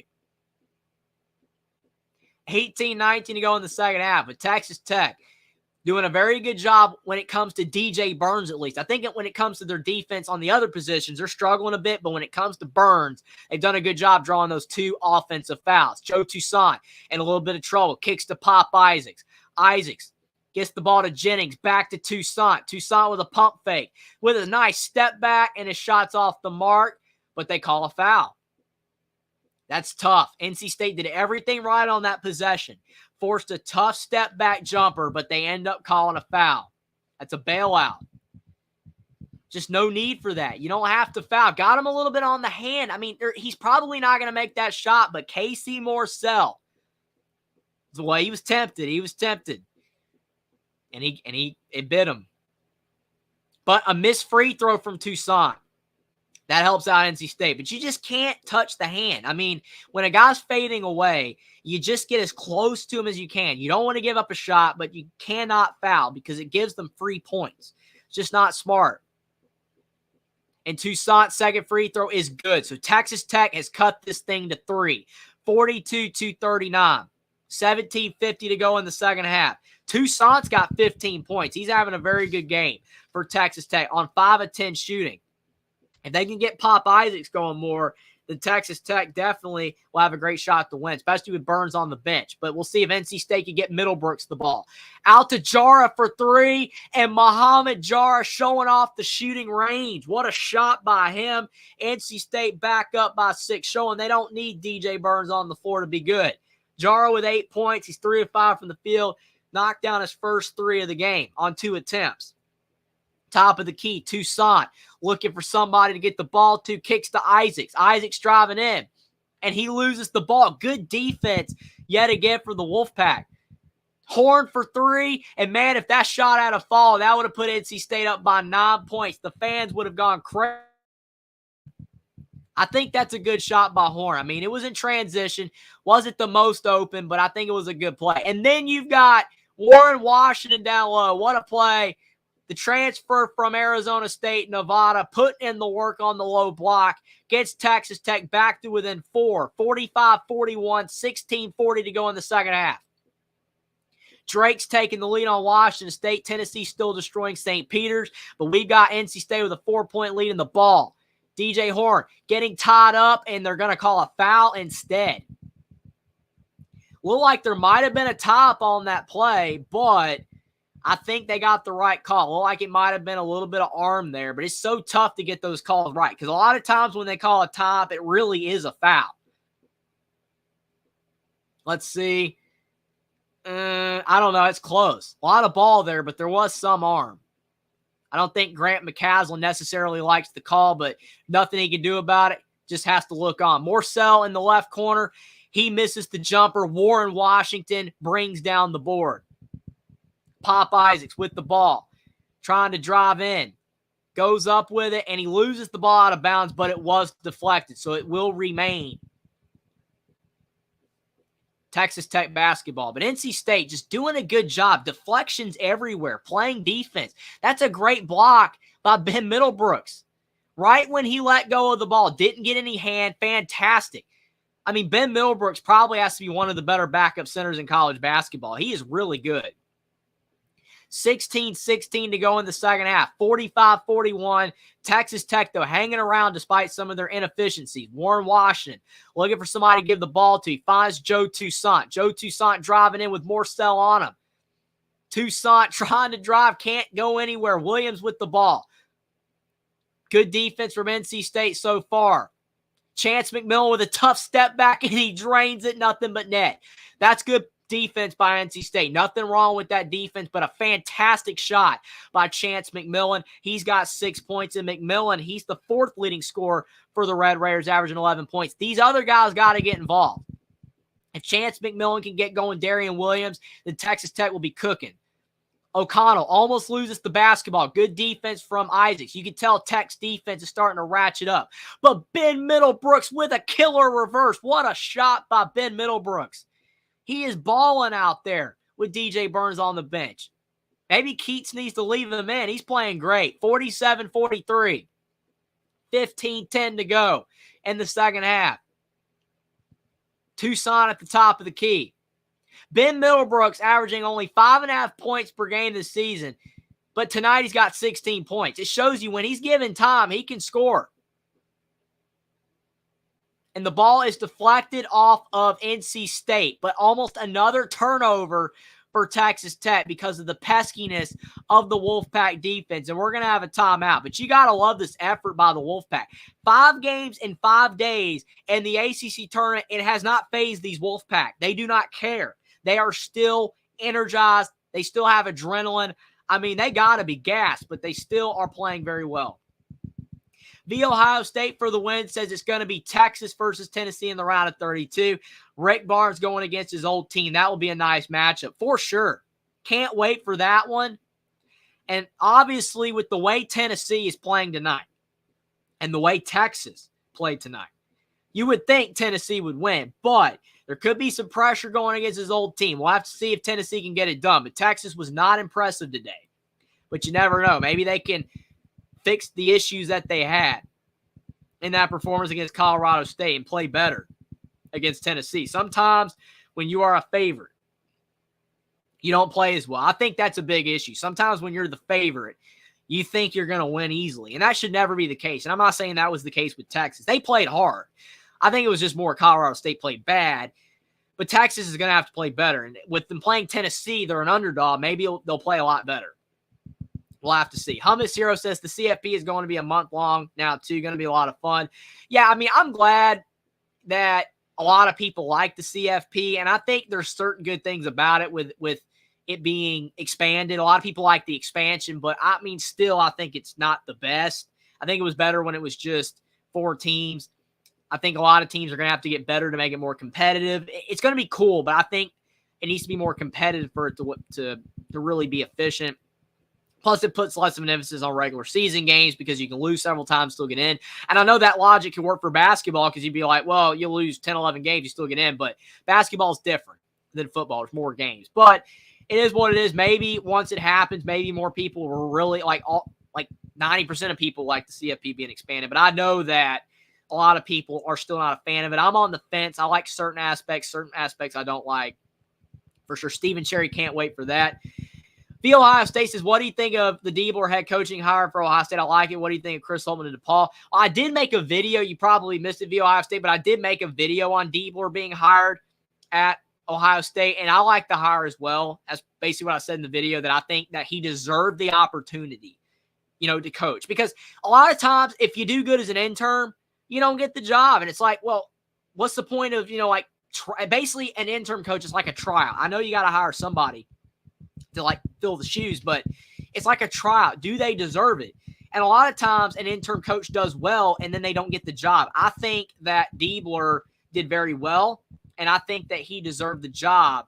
I don't know how long he'll have it. I don't even know if he'll succeed, but I think he deserved it, and I'm glad that Ohio State paid off his efforts. Chris Holtmann to DePaul, I did not make a video on that one via Ohio State, but I will say that I'm not really thinking highly of it because DePaul's a job where it's almost impossible to win. I know that it's not impossible. Nothing's ever impossible, I guess. When it comes to a basketball team, if it's the right coach and the right situation, maybe you can succeed. But I think it's more of like a DePaul administration type of problem. They just don't have the funds. They're not putting the resources into the program. They're not able to keep players from Chicago in the area to play at DePaul. All the players in Chicago go to other areas. So unless Chris Holtmann can recruit, the Chicago area and get guys to stay in DePaul, I don't see it working out. I mean, he had a lot more talent at Ohio State, and he just got fired. He just got fired at a job where it's a lot easier to win. So I just don't really see it working out. Maybe it will, but I give it 90% chance that it doesn't. With Diebler, I give it an over 50% chance that it will. But back to the game action, we got a 47-43 game here. Still, that is the same score because NC State just missed a jumper, but the Wolfpack have the lead. Texas Tech trying to change that. Toussaint in the lane. Driving in, loses his balance, and there's a foul and another bailout foul. Nothing going right there for Tech, but they were able to get a whistle. NC State has a couple more fouls than Texas Tech in this half. NC State has been to the line more, but Texas Tech is trying to change that, and I think they're being smart because I did say earlier during this live that I said that Texas Tech needs to drive. They're not making their threes. They need to drive, get to the line, put pressure on the refs to make a call, make a whistle. And they are doing it, and they're getting to the line now. So smart by Texas Tech. I don't know if Grant McCaslin told him to do that or if the players are just doing it, but it is smart. And Joe Toussaint, he knocked down both free throws. So it's a 2-point game. 47-45, 14-20 to go in the second half. Final few games of day one of March Madness. We're going to be going live until the final game is done. Especially if the Kansas game is close. I'll stay live even when this one is over. But do appreciate all you guys for being here. It's been a lot of fun so far. And I think there is a foul called on Texas Tech. Ben Middlebrooks putting more pressure on Texas Tech. And I think Warren Washington got the foul. It looked like Ben Middlebrooks, though, might have been a little bit of over and back. But they're going to call it on Texas Tech. Ben Middlebrooks has been shooting very well at the line as well. His first free throw, it is good. 48-45. All of this while DJ Burns is on the bench. I mean, it's very impressive. A lot of times when a team's starting center goes out of the game, I mean, you're in massive trouble because your backup center usually isn't that great and he can't match up. But Ben Middlebrooks, he has more than held his own. He did just miss the second free throw. But if NC State does win this game, I mean, you might have to give the game ball to Ben Middlebrooks. He's playing fantastic with 17 points and 4 boards, putting a lot of pressure on that Tech defense. Chance McMillan, though, for 3, and it's way off the mark from downtown. Not a great shot. Had a good look, but the shot was way off. Horn driving into the lane. Kicks out to Jara. Over to Morcell. He thought about the 3, decides not to take it. Probably a smart move. Morcell in the lane, goes off the glass. It's off the mark. Ben Middlebrooks tapping it back out. And then down low, Middlebrooks drawing another foul. This is unbelievable, the effort. It seems like Ben Middlebrooks is at the right position on the floor almost every time.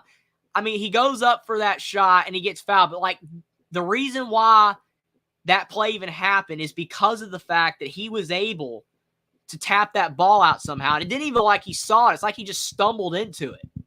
But right place at the right time. He's got 18 points. With another free throw, he'll have 19 points, and he does. He knocks it down, so it's 50-45. Wolfpack up by 5 points, and Middlebrooks with a career high. Crazy. Sometimes in March Madness, when the lights shine the brightest, unexpected players show out, and that's the case with Ben Middlebrooks. Kerwin Walton's got 3 fouls for Texas Tech, averaging 8 points per game this year. He's got 0 in this one, having no impact the UNC transfer is. But down low, nice pass from Darian Williams to Robert Jennings. Gets the layup to fall. It's 50-47. 13 to go in the second half. NC State bringing the basketball up the floor with Michael O'Connell. Tech's got to keep passing the ball. When their offense gets stagnant, that's not going to do them any good. Got to pass the ball around. NC State's been passing it very well. DJ Horn with the ball, driving it, kicks to Jara for the layup. That's what I'm talking about right there. Beautiful basketball, sharing the sugar. What a play. 52-47, 12:40 to go in the second half. Jara's got 10.6 boards and a couple blocks. Kerwin Walton kicking it out to Darian Williams. Williams in the lane, kicks over in the corner to McMillan, and McMillan's mid-range jumper is pure. Nice shot, 52-49. 12:20 to go in the second half. McMillan's got 8 points. He's hit a couple big shots to keep Tech in this game. Tennessee just beat St. Peter's, 83-49. The Volunteers are moving on to the round of 32. No more Cinderella time for the Peacocks, but nice that St. Peter's made it back to the tournament, but Tennessee's moving on. So we got 3 games left tonight, and NC State just turned it over. DJ Horn was driving into the lane, and they're going to call an offensive foul. I think he might have got Joe Toussaint a little bit across the chin. It's a tough call. Very tough call, but I think it is the right one. Toussaint, he sold it, but he did get some contact on him. And we've got a timeout on the floor. 12-11 to go in the second half. 52-49, Wolfpack lead by 3. Michigan Moose says, everyone take it easy on Darrell. He's had a rough year. Absolutely. Hate it for Darrell. Don't want to pick on him too hard, for sure. I definitely won't. I know other people will, but not in my nature. Steven Cherry says Calipari will step down from Kentucky, then get hired by Louisville. I mean, I don't know, man. That's hilarious. I mean, if that actually happened, that would be absolutely hilarious. I mean, to me, if John Calipari is no longer the head coach of Kentucky, I don't see him taking another college basketball job. I don't know what he would do, whether he would just retire or maybe go back to the NBA. I don't know. I know his NBA stint failed, but I mean, maybe he would. But I just see, like, if his Kentucky tenure does fall apart and he's no longer the coach, I just do not see Cal going to Louisville. But maybe. You never know. But that would be hilarious. Dusty May is still the favorite for that job. Looks like he's going to get the job. And if he loses in the first round tomorrow, Florida Atlantic does, we might know as soon as like Saturday or Sunday or even Monday whether Dusty May is going to get the job or not. I mean, I thought possibly Dusty May would wait for, a different job, especially since Louisville is such a program in disarray right now. But, I mean, you got to face facts. Even though Louisville's not a good job, in a lot of people's mind right now because of how bad the program, the shape it's in right now, Louisville's still a great basketball program overall. Like their history, they've won several titles. Denny Crum built the program up. Rick Pitino built the program up before the program fell apart at the end of his tenure for a lot of reasons. But I do think that Dusty May, I think he could work there. I think he could have success there, especially because he was a graduate assistant at Indiana. He's been a part of that area of the country before. But still, though, there's a possibility where it would be good for him to wait for an even better job or a job that's in better shape when he takes over. But maybe Dusty May would want the challenge. Maybe he wants the challenge of being able to turn around Louisville. I mean, Scott Drew didn't. I mean, I can't believe people were throwing around Scott Drew to Louisville. I mean, Scott Drew built Baylor to the juggernaut they are today. I know they only have one title. Some people don't think that it's going to be sustainable. I get all that. But, Baylor's got a new stadium. Baylor's recruiting like crazy. He's got the program right where he wants it to be. Kansas might be declining a little bit, even though I don't really think they are. But, Baylor is in prime position to be good for another 15 years. Why would Scott Drew leave that situation to go to Louisville, a program that he would have to build up when he already built a program up in Baylor? And, at this point, Baylor and Louisville are comparable jobs. Louisville's probably still better, but it just wouldn't make sense. Dusty May, he probably will take the job, but it still might have been better for Dusty May to take a different job. But we'll see what ends up happening. But if Cal did, Steven, that would be absolutely hilarious. But 52-49, Wolfpack with a three-point lead. Tech with the ball, down low. Robert Jennings, nowhere to go. Kicks back out to Joe Toussaint. 5 on the shot clock. He's driving in, and I think they call another foul on NC State. So many of these fouls on NC State are just painful because they have Tech right where they want them. They're not even able to get a shot, and it's just crazy. It's absolutely crazy that they just keep fouling at the worst time, at the end of the possession. There's just no need for it. I mean, some of them I think are a little ticky-tack, but they are reaching in, and you don't have to do it. You've played great defense for 25 seconds. Why ruin it with a dumb foul? But Tech with the ball again. 5 seconds on the shot clock. For 3, Darian Williams, it's off the mark. Texas Tech threes have not been falling lately. O'Connell with the ball for the Wolfpack. 11:20 to go. Off the dribble, O'Connell. He's been very quiet tonight, but he hasn't really done much wrong. So as long as his teammates step up, it's okay. Horn, one of those players that has to step up, and he does in a big way with a sweet floater on the left side of the court. He gets that shot to fall, and it's an and one. Yeah, Robert Jennings was moving, so that's a good call.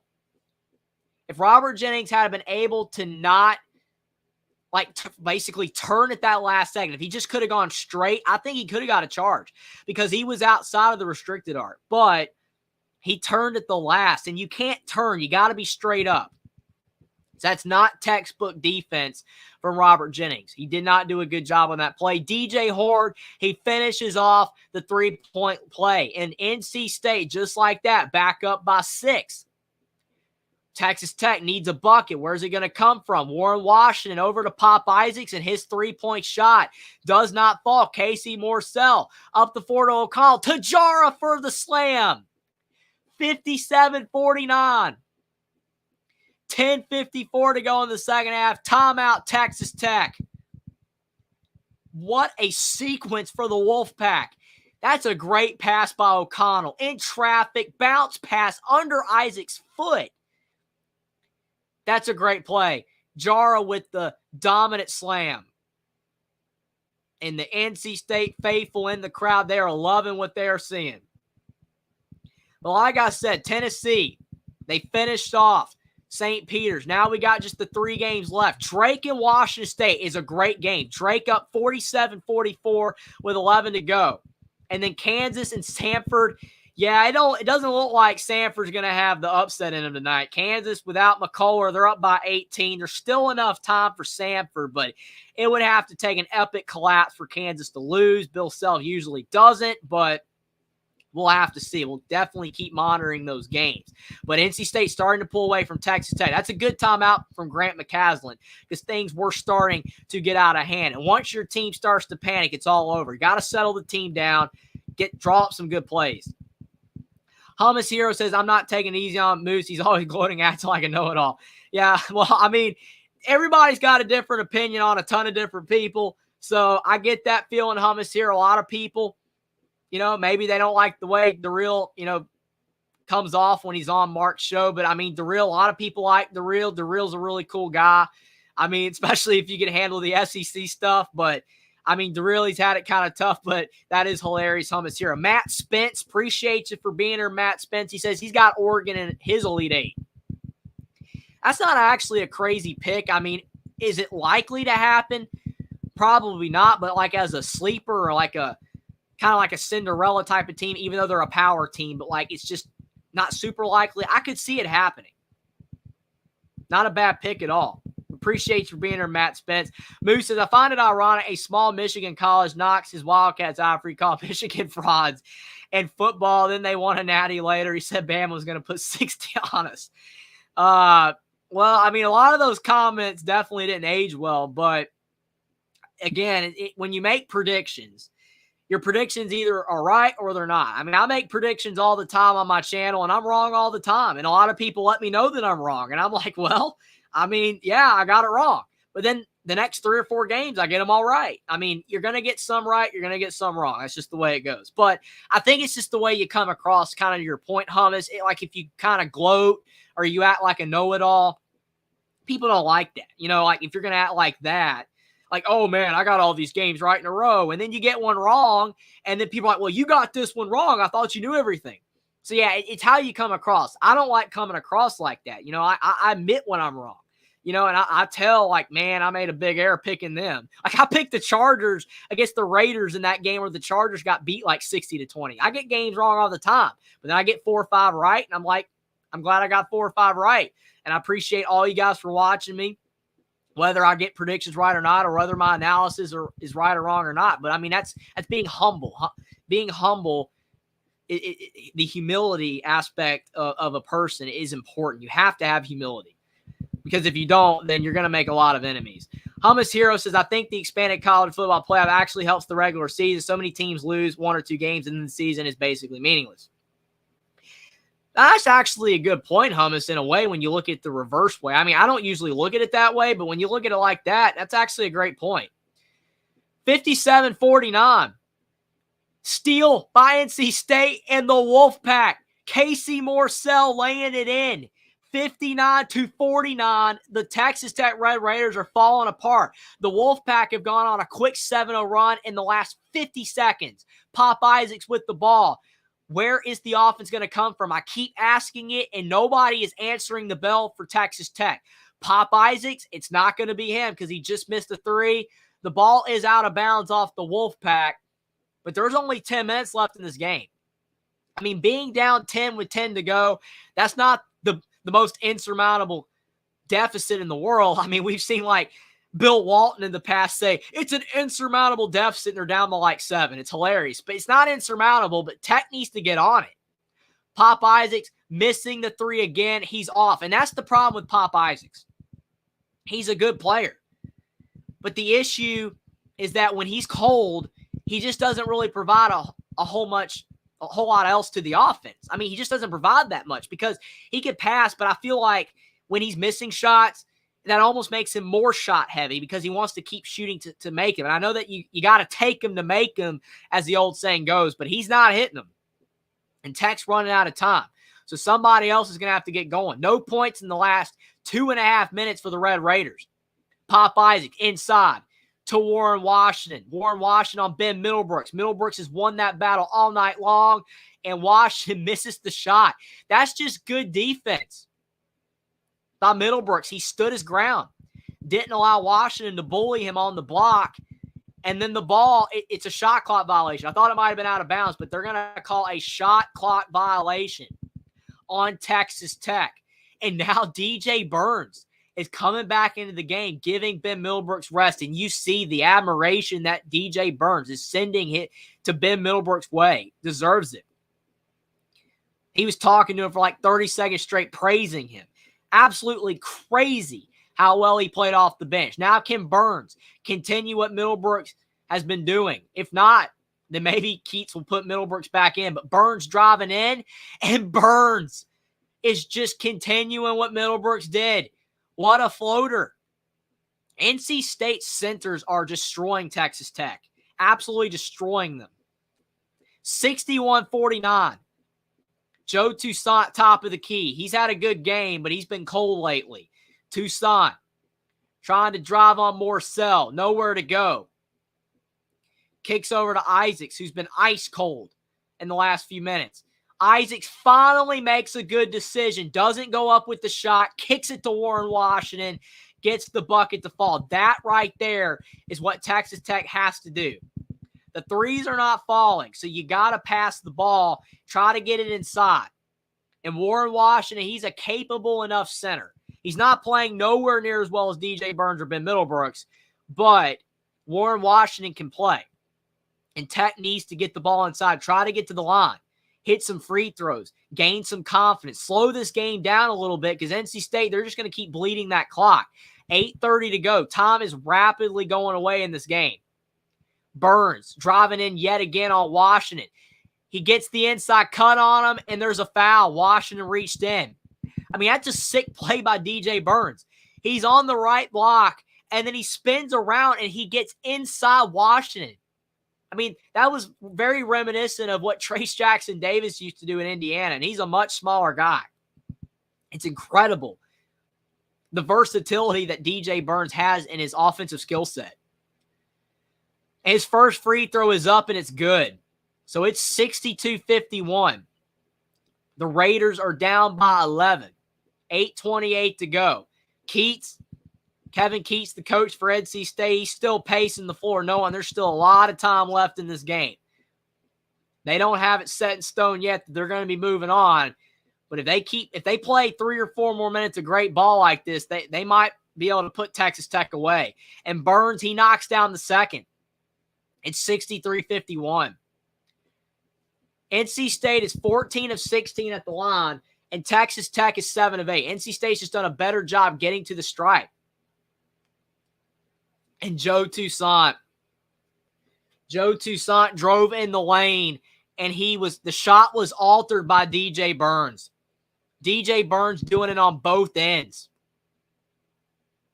I mean, I like what Toussaint did on that drive. Knows Texas Tech needs points. Take it to the rim. But DJ Burns is not having any of it. Really good defense. Now Burns is back to work on the right block, driving on Jennings. Burns kicks it out to O'Connell. Over to DJ Horn in the corner. Under 8 to go. Horn driving in. He's stuck in the coffin corner. And a steal. Good steal by Isaacs. Up the floor to Toussaint. Toussaint, it's blocked and it's out of bounds off of NC State. But the hustle, again, by the Wolfpack. I mean, they don't even look tired. I mean, I can't believe that they're not more exhausted than this. They have to be. 5 games in 5 days. I mean, it's like Dave Valensky said earlier. Colorado State looked gassed against Texas. And they had 1 game 2 days ago. NC State with 5 games in 5 days, and they're just doesn't even look like that's affected them at all. I mean, it looks like more it's juiced them up. Like they're just absolutely adrenalized. It's crazy. Hummus Zero said, and we still watch March Madness knowing most teams realistically can't win the tournament. It will still be fun and upsets will happen.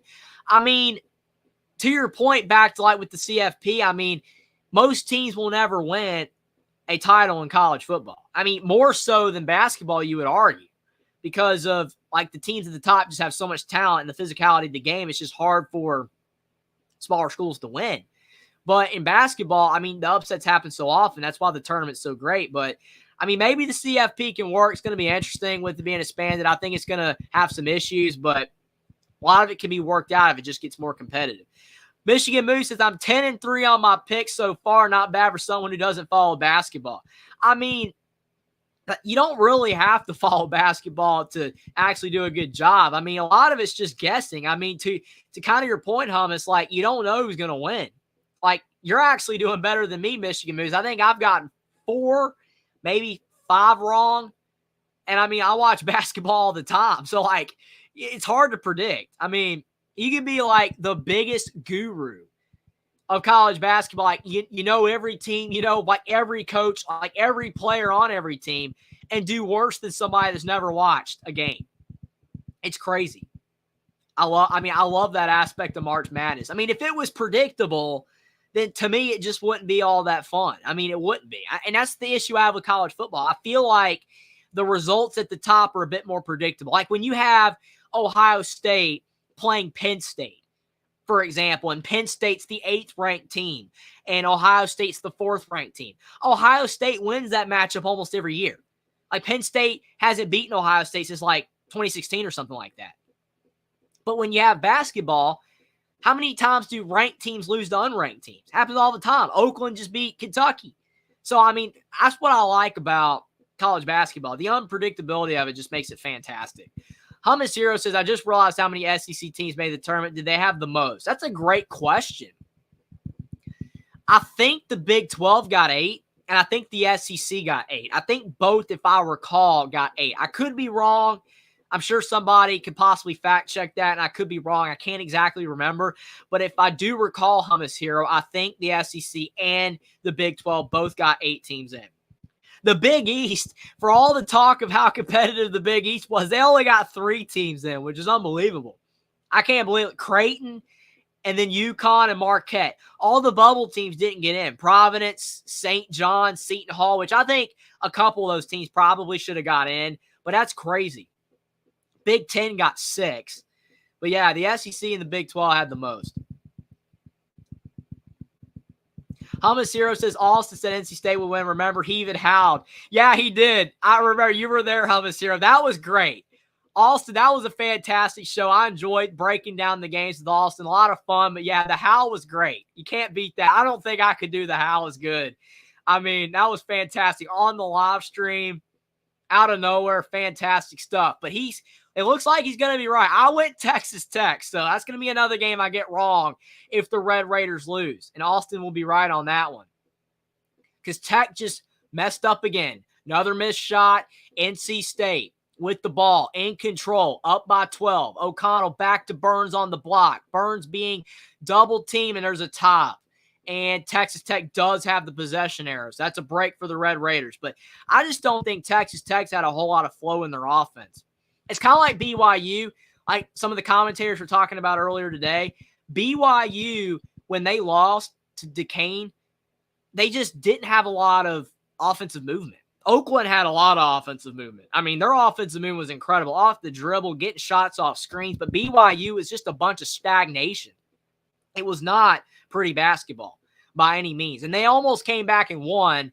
But the way they played in the final 5 minutes of the game is the way they needed to be playing the entirety of the game. And I think Texas Tech's going to make a run. I could be wrong, but with like 3 or 4 minutes to go in this game, they might make a run. But it might be too little too late because Pop Isaacs just missed another 3. O'Connell down the floor, and he just missed a layup. One of the only things to go wrong for NC State tonight. And, man, what a massive tie-up that was. Pop Isaacs, he's calling for a foul, but he's not going to get it. And Tech just got the ball off a top. So now NC State's going to be getting, and yes, that's a foul. Ben Middlebrooks, who's had a great night tonight for the Wolfpack, he did foul Pop Isaacs. The referees missed that one. Had all arm, no ball. It's so tough on those when the refs are trying to call whether it's a foul or a top. It's hard to tell whether it is sometimes. But that one was kind of clear. Top of the key, O'Connell with the ball to Morsell, back to Burns, and Burns is just working the bigs for Texas Tech. That time, Robert Jennings was on the losing end of that play. 65-51, NC State up by 14. If Texas Tech doesn't get it going in the next 2 minutes or so, it's over. They're running out of time. Top of the key, Joe Toussaint dribbling around in the paint. Almost loses the ball. Fantastic defense from the Wolfpack. And DJ Burns, he went up straight, but it looks like he might have got a little bit of the body. And that's his 4th foul. So possibly we could be seeing more of Ben Middlebrooks for NC State if Kevin Keast decides to take DJ Burns out of the game, which probably would be the right move. You don't really want to leave him in with 6 minutes to go and you're up by double digits. Really no reason to risk him fouling out of the game right now anyway. Jackson says if you're looking for more top-notch takes on college basketball, NBA, NFL, and college football, check out Only Talk Sports on Twitter and Rumble. Appreciate the shout-out, Jackson. I do post on Twitter every day talking about some of my thoughts on the sports world when I am able to, and I do post all my content on Rumble as well if you want to go check out my Rumble account channel as well. But I do appreciate everybody for being here on YouTube. Been a great game. Can't wait for the finish. I mean, it does look like it's not going to be a wire-to-wire game, and we love when those games go down to the wire, but still, it's been fun. I mean, it's March Madness, checking out these other games. Drake up on Washington State by 1, 54-53. If that game gets really close down the stretch, might have to flip it over to that one, but Drake up by 1, Kansas up 15 on Samford with 12 to go. Looks like Kansas still keeping Samford at bay, but 6:10 to go in this one. NC State up by 12. And what the Wolfpack need to do is just keep doing what they have been doing. Drain clock, take good shots, get it to Burns on the block. Looks like they're leaving him in. I thought they would take him out. Maybe he wasn't the one that got the foul. Maybe it was a reach him, and I thought it was. And, man, Robert Jennings just tied up DJ Burns. It looked like DJ Burns was about to take a tumble. But he's okay. But that was a massive foul there. DJ Burns tried to do that spin move, and he lost a little bit of his balance. And then it looked like Jennings might have got hit in the head with the ball. A lot of physicality.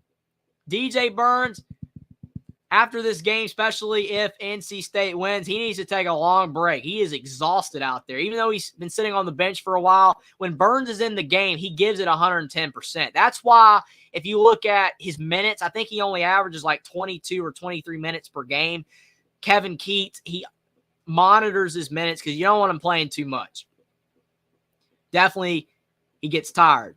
But despite the fact that he gets tired, he still does a really good job when he's in. But he did just miss both free throws, though. That could give Tech a chance. And Texas Tech shooting up another pointless three, missing another shot. I get it. You're down 12. You got to start making shots. But Texas Tech is only 4 of 22 from 3. The shots aren't falling today. Get inside. I know Burns is down there, but you don't have to bang with him. Just take a short floater. But it's just not Texas Tech's night right now. Jackson says he's got Oregon in the Final Four. There will be a lot of upsets in the Midwest. Oregon, I mean, I don't think they're going to go that far, but you could be right, Jackson. They might. I mean, it's March Madness. Anything's possible. Dana Altman, he's gone far in the tournament before, but Oregon peaking at the right time. You never know. Matchups are important too, and if they get the right matchups, maybe they can. DJ Horn for 3, not the greatest look there, but then a rebound for Jara and a foul on Texas Tech, and that should be sending NC State to the foul line. Both teams are in the bonus. 5:26 to go in the second half. And NC State, I think a big reason why it looks like they're in command to possibly win this game is just they have out-hustled Texas Tech. They've been in the right positions on the floor. They have been winning the 50-50 balls. And more importantly, they've been to the line a lot more than Texas Tech has. And going to the line, I mean, it's not the only key to basketball. Making threes is as well. Defending is. But, I mean, NC State, if both teams had the same amount of free throws shot in this game, then the Wolfpack would only be up by like probably 4. But they've hit so many free throws compared to Texas Tech, and they've taken so many free throws. And Tech's not making their shots. I mean, when we've seen Texas Tech get big wins this season, like when they knocked off Kansas by 30 earlier this year on their own floor, they hit a ton of threes. They're not making threes at all. I mean, they are so ice cold. 4 of 22 is not a winning three-point percentage. You can still win games in basketball if you don't hit your threes, but you got to be doing everything else well, and Texas Tech is not. So it's not looking good for them. Hummus Hero says, technically, DeReal's preseason odds making wasn't a complete failure. You gave Michigan a 1% chance. Well, yeah, the 1% chance came true. I mean, it's like that famous meme where it shows, so you're telling me there's still a chance? I mean, yeah, there's still a chance. And there's still a chance for Texas Tech to come back in this game. It just isn't looking likely. Moose says he looks like I could lose this one. Yeah, Tech is struggling. Hummus here said that number 30 for the Wolfpack is a big dude. He has a similar build as that Randolph, if anyone remembers. Absolutely, Hummus here. I am old enough, which I know if there's really young people in chat, it makes me sound like I'm old, but I'm not super old. But I do remember Zach Randolph. He was fantastic at the Memphis Grizzlies. I mean, he was kind of like the last of his kind in the NBA, just a big, bruising big. Didn't have to shoot threes. He just rebounded and he dunked the ball. And that's what Zach Randolph was very good at. And DJ Burns, actually, he has been comped to Zach Randolph by analysts and like NBA draft analysts. They have said that DJ Burns' game is very similar to Zach Randolph. Now, I don't know if DJ Burns will make it in the NBA the way the NBA is today. It's a completely different game, completely different style of play. It's a lot more pick and roll screening. It's not a lot of on the block, but I do think DJ Burns has a chance if he can get better at certain things that the NBA requires their bigs to be good at. But yes, absolutely, Hummus Hero. That's a fantastic comparison with Zach Randolph. He was a fun player to watch back in that older era, slightly older era of the NBA. NC State misses the second free throw there. Texas Tech being given the opportunities. Can they capitalize? Kerwin Walton for three. Finally, Kerwin Walton, the North Carolina transfer, gets on the board. That's his first made three of the game. It's only the second made three for Texas Tech in this half. 10-point game. They need stops. But NC State, every time Texas Tech scores, the Wolfpack respond. Jara driving in on Kerwin Walton. He's got the height advantage and the size advantage, and right on cue, the Wolfpack extend this game back out to 12 points, 68-56. Muhammad Jara's got 15 points. Him and Ben Middlebrooks have been huge. And then Kerwin Walton, right after knocking down a big three, he just airballed his next three. That's not good for Texas Tech. 4:20 to go in the second half. O'Connell, he's been very quiet in this game. He's handled the ball fairly well at the top of the key. Sometimes it's all that matters, especially when your teammates have got it going. Horn down low. He hasn't scored in a while. Back to O'Connell. Inside to Ben Middlebrooks. He's got a career high, and he's adding to that career high. 70-56. 4 to go in this game. DJ Burns is loving it on the sidelines. Middlebrooks with 21 points, 6 of 8 from the field. Isaacs thought about the three. He's driving into the lane. He's off the mark, but he gets the foul drawn against NC State. But, man, it's going to take a massive comeback for Texas Tech if they're going to have any shot. It's not looking good at all. Drake and Washington State, though, that's the game that's close right now. Drake 58, Washington State 57. Be huge for either team. Drake lost in the tournament last year to Miami, got back into the tournament this year because they won the Missouri Valley Conference and denied Indiana State a trip to the tournament because of all the bid stealers, which a lot of people still think Indiana State should have gotten, and they probably should have. And then you've got Washington State, who hasn't made the tournament since 2008 until this year. Tony Bennett was the coach back in 2008 for Washington State, but Kyle Smith, while Washington State has Kyle Smith, you got to take advantage of it. And as of now, Washington State is down by 1, but that game's going down to the wire. And then when you look at the Kansas game, Kansas is up 75-62 on Samford with 9 to go. So it's looking pretty good. Samford just hit a 3, though, so they cut it to 10. But I did just flip the game over to the Drake one. I know the thumbnail's got NC State, Texas Tech, and we are going to still be paying attention to that game for people showing up for that one and my commentary on that one. But I got to check out this Drake-Washington State game. There's 2:37 to go, and it's 58-57. Washington State is inbound in the basketball. They've had such a great season, beat Arizona in the regular season. But they are in definite trouble here. If they want to be able to advance, they got to knock off Drake, who is a very pesky team.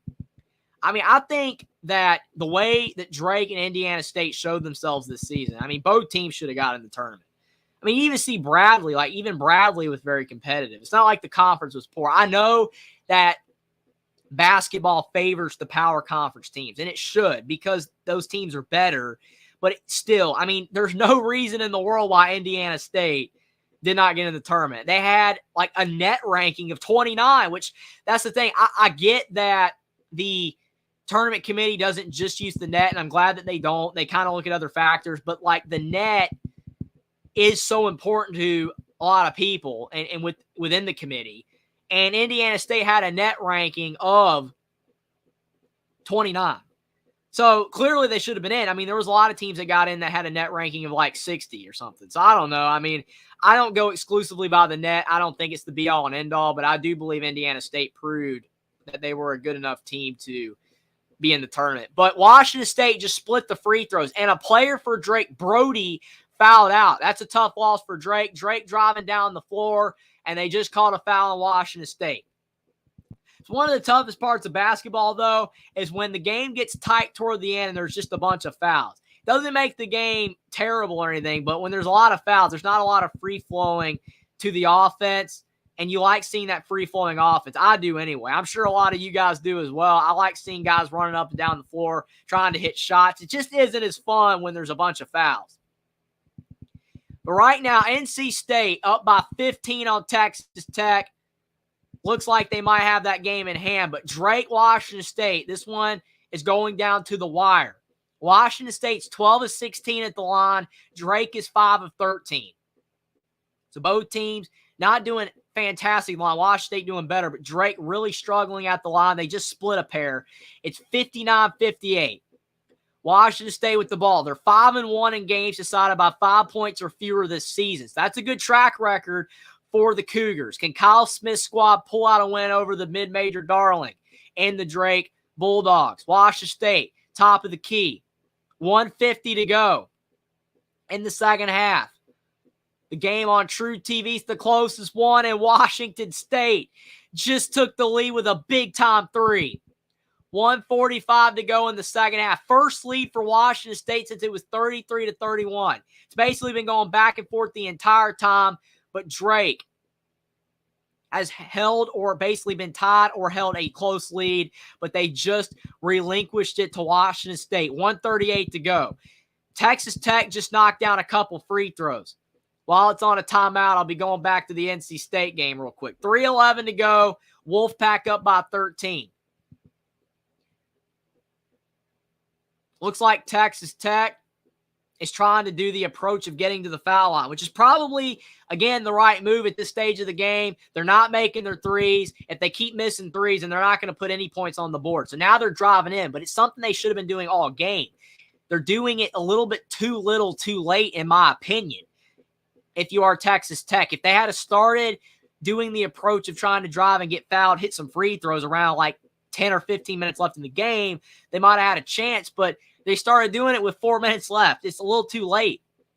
And now Darian Williams just fouled the Wolfpack, which that's not going to help because NC State's been knocking down their free throws at an exceptional rate in this game. Muhammad Jara, he's only a 64% free throw shooter, but he's 2 of 3 tonight, and he just knocked down the front end of the 1-and-1. So it does look like, unfortunately, for Texas Tech, they're out of time. I don't see them coming back. It's just one of those things where they're a good team. They're probably the better team even than NC State overall on paper. But NC State, they're on a mission. They're on a roll. They peaked at the right time. Texas Tech just chose a bad time to have a bad game. Joe Toussaint just missed a three. NC State with the board. I mean, there's only 2:45 left in this game. They're down by 15. I would dare say this game's about done. But hold on, folks. If you're watching the Kansas game, Samford has cut it to 8. Kansas, it's not in the bag for them. So we'll have to go over to that game when this one's over. Definitely crazy stuff going on in March Madness right now. Will we see any more upsets? Drake and Washington State, 35 seconds left in the game. Still 61-59. Sorry about going back and forth, but you got to love March Madness. There's so much going on, and we're going down to the wire. In the NC State game, it just looks like it's in hand. Looks like the Wolfpack got it. But the Drake-Washington State game, it's still in doubt. And it looks like Drake turned the basketball over. So it's going to be Washington State ball with 33 seconds left, and they're up 2. And Drake might have to foul. I mean, technically, there will be still some time left after the clock runs out. But, man, it looks like Drake might have to foul. That's a tough turnover to have on the baseline. All Texas Tech's doing in the NC State game, they're just fouling, and NC State's knocking down their free throws. They're very confident. I mean, when you're up by that much, there's no reason to miss them. There's not a lot of pressure anymore. Jackson says, DJ Burns is awesome. Love what I saw from him in the ACC tournament last week. He's a baller, that's for sure. Absolutely. And he looks like he's going to be balling out some more in the tournament because NC State, they're not done dancing. They got some more basketball to play. They're up by 17 on Texas Tech. They don't want to go home. JT Thompson, appreciate you for stopping by. It's past midnight on the East Coast, but do appreciate you for stopping by. Says, appreciate the commentary / color, Jeffrey. You are welcome, JT Thompson. I just appreciate you and everybody else for being here tonight. These streams would not be the same without you guys. I appreciate all the support you guys have thrown my way. We passed 2,000 subscribers a little bit less than a month ago. I would have never thought we would have got this far probably. I mean, with hard work, anything's achievable, but, you just take it one step at a time. But you guys have been amazing showing all the support that you have. Really appreciative on passing 2,000 subs, and you guys make these streams great.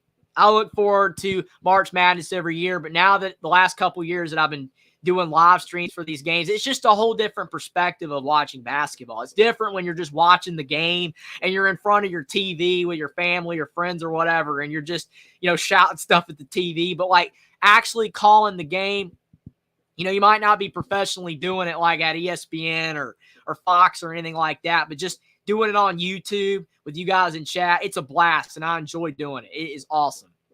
But Washington State, they just took a 4-point lead on Drake because of the fact they knocked down both free throws. Drake did decide to foul, and, man, I think Drake might be about done. It's not over yet. Can't ever say it's over till it's over, but Drake's running out of time. Jackson says Jeffrey's amazing at what he does. He's a genius, and he's my go-to source for college basketball. I appreciate that, Jackson. Those are lofty words.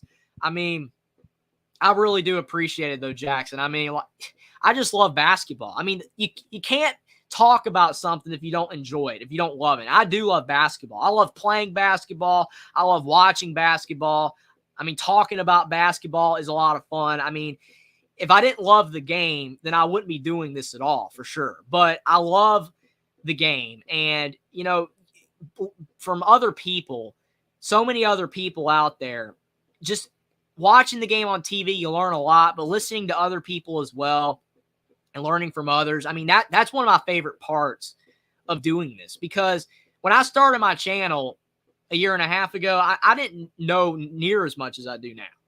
I mean, there's still so much more I have to learn. I mean, I haven't even scratched the surface. I mean, of the intricacies of the game. I mean, there's so much more involved, than what I even talk about or what I know. But, over time, you learn something new every day. And I mean, that's like the growth. And I mean, I appreciate it, Jackson. I really do. I mean, but you guys are a big help as well. I mean, you guys always offer information. Just so many people around are a big help to me. And I really appreciate you guys. I really do. But I appreciate the kind words, Jackson. It means a lot. But Washington State, though, to get back to basketball, 64-61. Drake just scored, but Drake's got to foul Washington State, and they just did. Texas Tech, though, hold the phone. They cut it to 9 on NC State. Making that one a little interesting. Still looks like NC State's got it. And Kansas still maintaining a 7-point lead on Samford. So these games getting a little dicey down the stretch here before we wrap up the first day of March Madness, the official day. I mean, you did have the first 4, but I mean, it's not the same, right? Like, this is official. The first 4 is just a couple of games, not really teams you care about too much, but like these days, the round of 64 on Thursday and Friday are my favorite days. I know the games get better theoretically the further you go in the round of 32, Sweet 16, Elite 8, Final 4, but you cannot beat the first day because there's games on. There's 4 games on at the same time. And whether you got the split screen or you don't, you can just flip the channel. It's just so much fun watching all these games and keeping up with it. And even if you don't know much about a team, like there's some teams I don't know as much as I do with other teams, and everybody's that way. But I try to find out as much information as I can about as many teams as possible because you just don't want to go in blind. Like with Drake Washington State, like, DeVries at coach, Darian DeVries, really good coach, Kyle Smith, and then some of their players. Like, they got really good players. I mean, it's just important to know that stuff, but still just love the game of basketball in general, and you find out that sort of stuff if you are engaged. Washington State, they do hold on. Drake, I got another game wrong. I went with Drake. Unfortunately, the Drake Bulldogs fell short, but credit to Washington State. Happy for the Cougars. Kyle Smith could be his last year there if he gets a better job. We'll see if he does stick it out at Washington State for a few more years, but maybe not with him doing the good of a job that he's doing. But, man, what a win for Washington State. They're moving on to the round of 32, their first appearance in the tournament in 16 years, and it's a memorable one. Huge win over Drake, because Drake, they're a really good team. They're not one of those, bad mid-majors or anything. And there's a lot of mid-majors that are a lot better now, which is why you're seeing more upsets. I know there were upsets back in the day, like in the 90s and 80s and 2000s. There were upsets back then, but I just feel like now the upsets are more common and they're expected more often. And these teams actually legit have good players. I mean, that guy for Oakland was from a Division II school. And look what he did to Kentucky. It's absolutely crazy. 80-67, NC State is going to dribble it out on the Red Raiders. Austin was right, howling for the Wolfpack. They're moving on. The Red Raiders just could not shoot the basketball all that well in this game. Took way too many threes, weren't making them, and NC State made them pay. Great performance from the Wolfpack. We'll be seeing more of DJ Burns as they move on to the round of 32. But we got one more game, guys, tonight. I know a lot of you guys probably have to go to bed, and I will be signing off soon tonight. But we got one game left. I'm turning on Kansas and Samford because it's close. The Samford Bulldogs. There's so many teams that are the Bulldogs. I mean, the Drake Bulldogs, the Samford Bulldogs, the Georgia Bulldogs, the Mississippi State Bulldogs. It's crazy to me how many Bulldogs there are. It's kind of a generic name, but it's just funny. JT Thompson says, yes, he's good to Jackson Johnson. Really appreciate that, JT. Hummus Hero says, you, Jeffrey, Mark Rogers, all have unbelievable memory capacity. It really amazes me. It helps you guys to be great analysts. You always can recall the facts. I appreciate that, Hummus Hero. I mean, sometimes it's hard. Like, sometimes you're just doing everything you can to try to remember because there's so much news going on. And plus, like, I cover college basketball, football, NFL, and NBA. And I've had so many people say, why don't you cover baseball or whatever? And I'm like, I would love to cover other sports. And maybe eventually I can or will. But, like, just trying to cover these, 4 sports, the 2 sports, football, basketball, but the pro and the college, it's unbelievable how much you got to remember. It's like in your brain. But I appreciate that, Hummus Hero. Mark Rogers is unbelievable. What he knows in college football is just, I mean, it's almost unmatched. He's just absolutely incredible at what he does. But I appreciate that, Hummus Hero, to be put, in the same league with Mark Rogers and me and Jackson with Mark Rogers. It's just, I really do appreciate that, Hummus Hero.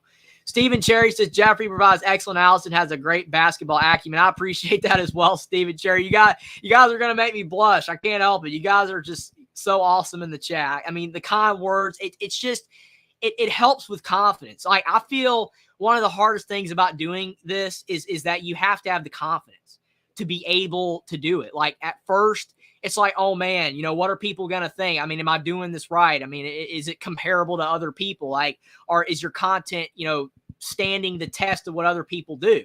And I mean, you have to get better if you do want, to succeed. And I feel like, working at it over time, I've been able to get better at certain things, but there's still a lot of things that I could get better at. But I mean, you guys with your, support and your compliments, it helps so much. And I appreciate it. Like, if you don't have support, then, I mean, and people just aren't as kind as they are. I mean, it makes a lot of people want to quit. I mean, there's a lot of people that would quit, but you guys are just unbelievable. And I mean, I love what I do, doing this, and I'm going to continue to do it in the future, continue doing videos and lives. But I mean, you guys are the best. But getting back to basketball, I mean, you guys are fantastic. Sorry to get off track a little bit, but Kansas and Samford, I mean, what is going on here? Samford could legitimately beat Kansas right now. We could have another upset just like Kentucky losing to Oakland. I know Kevin McCullar's out, and I know Hunter Dickinson, he's got a banged-up shoulder. It's not 100%, but Samford is for real. I thought about picking Samford. I really did, but it's Bill Self. They never lose early in the tournament, ever. But the Jayhawks are struggling, but DeJuan Harris calms the storm, knocks down a big floater, 81-78. But we got to finish this game out. There's no way I can end the stream while this game is still going on. 4:40 to go. Samford with the basketball, giving Kansas all they can handle in the second half. Jayhawks aren't 100%, but still, Kansas was favored to win. Got to do better than this, and they just fouled. Samford would have had an easy layup. They're going to be going to the line. Michigan Moose says Drake just lost. Wow. And Hummus Hero says Drake lost Summer. Kendrick Lamar is smiling. That's a good one. That's a good one for sure. I mean, I think so many people have made Drake jokes with, the musician Drake or the singer Drake, and then you got the team, but that's a good one, Hummus Hero. Hummus Hero says, I always remember hoping for a snow down the first Thursday of the tournament. If that didn't happen, we'd try to finish classwork ASAP and convince the teachers to let us watch in class. Yeah, I agree, Hummus. I mean, man, going to school, it's tough because you want to watch these games, but at least you can still watch the later games. But yeah, you want to watch all of them. I mean, as a kid, you want to watch all the basketball that you can. You want to skip school. I mean, who wants to be in school when you got all these games on? But still, it's good to be in school and learn and stuff. But man, I mean, I'm with you, Hummus, here on that. Yeah, I mean, come on, teachers, please let us watch. I'm with you 110%. But we got a fantastic game. It's late on the East Coast, but it's worth staying up for it. I mean, basketball won't be going on much longer until you obviously got the NBA, but if you're a college basketball fan, it's almost over. And this game is very interesting. It did not look like it was going to be all that interesting. Kansas, I mean, I didn't say Kansas was already done, but I mean, I kind of did say a couple times in this stream that, yeah, Kansas, it looks like they got this game. I mean, but I did say that there was still time. But there is still time, and there's time for upsets to possibly occur because Samford is definitely giving Kansas everything they can handle. I mean, down by 2 points, 4:15 to go. I do think if Kevin McCullough was in and Dickinson was healthy, I don't think this game would be all that close. I mean, maybe Samford could have lost by like 10 to 15, but Kansas clearly is not 100% on the floor. They just don't look like the same team. Nicholas Timberlake's a guy that doesn't normally play that much. He's out there not contributing too much like some of the other players would, but we'll see if they can hold on. Samford just missed a jumper. Hunter Dickinson with the board. Hunter Dickinson might just be enough for Kansas. I said that when I picked Kansas because I almost picked Samford, but I'm like, Hunter Dickinson, he's just, he's a mismatch for Samford. Samford doesn't have a matchup for Dickinson. He's bigger than everybody else on their team.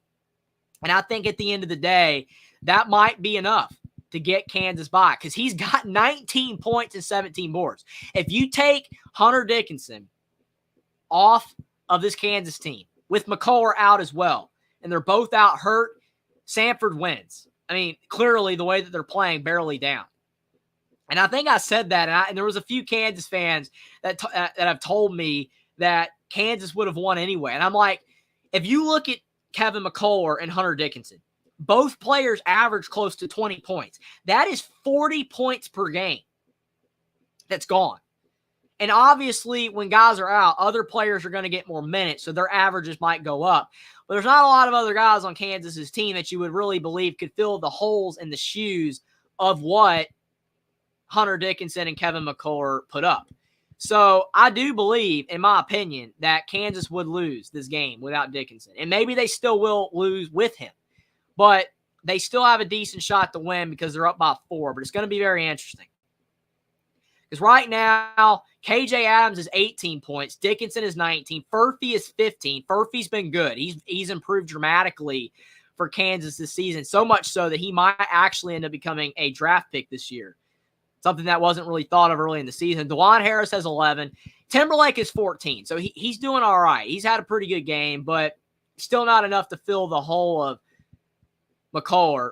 And then off the bench, Elmarco Jackson is 6, but the other two guys, Parker Braun, the brother of Christian Braun, and Jamar McDowell, neither have scored. And that's kind of the issue for Kansas. Their bench has been weak all season. And now with Kevin McCullough out, it makes their bench even weaker. And Samford, they've done a good job. They got a guy off the bench that's got 15. Another one of their starters is 21. Another of their starters is 10. So it's been fairly balanced for them. So Samford hanging around. Can they get the upset? It's going to stink, though, because if Samford does win, because there's going to be that caveat next to it that, oh, well, they wouldn't have won if McCullough was in. It's kind of like with the Ohio State-Missouri New Year's Six game.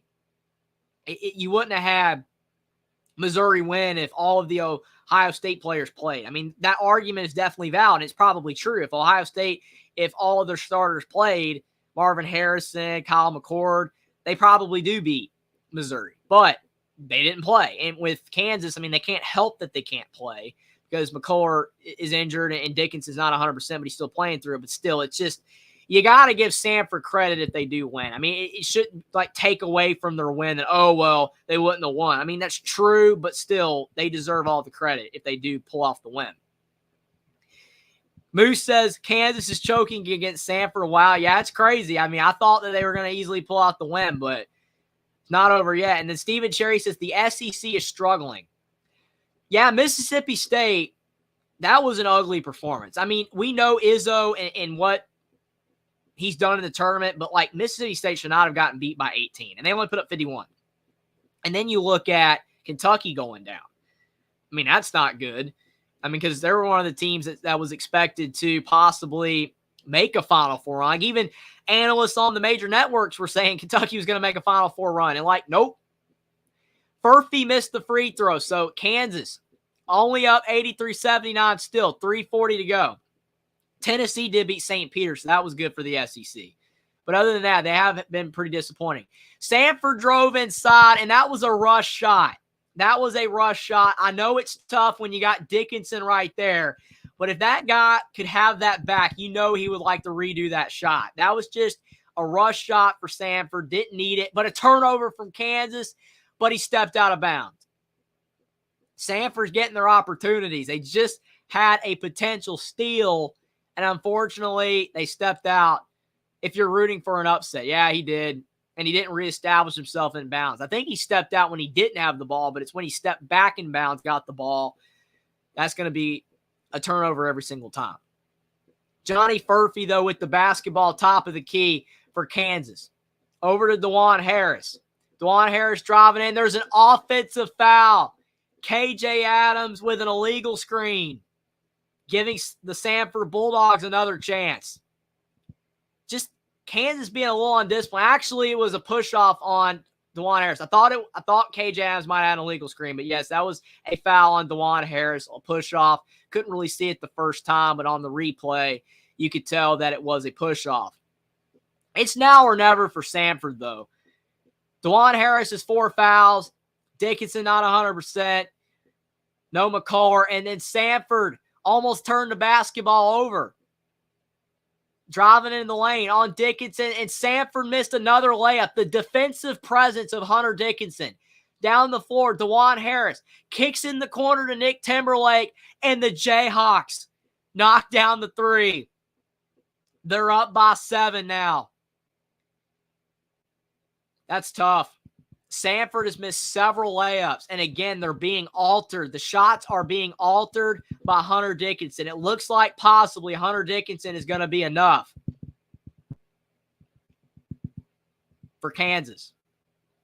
I mean, I really do believe that, like I said, Hunter Dickinson, if he could not play, there was absolutely no way that they were going to be able to have a shot to win, because his defensive presence down there is making Samford miss a lot of these layups that they probably would hit.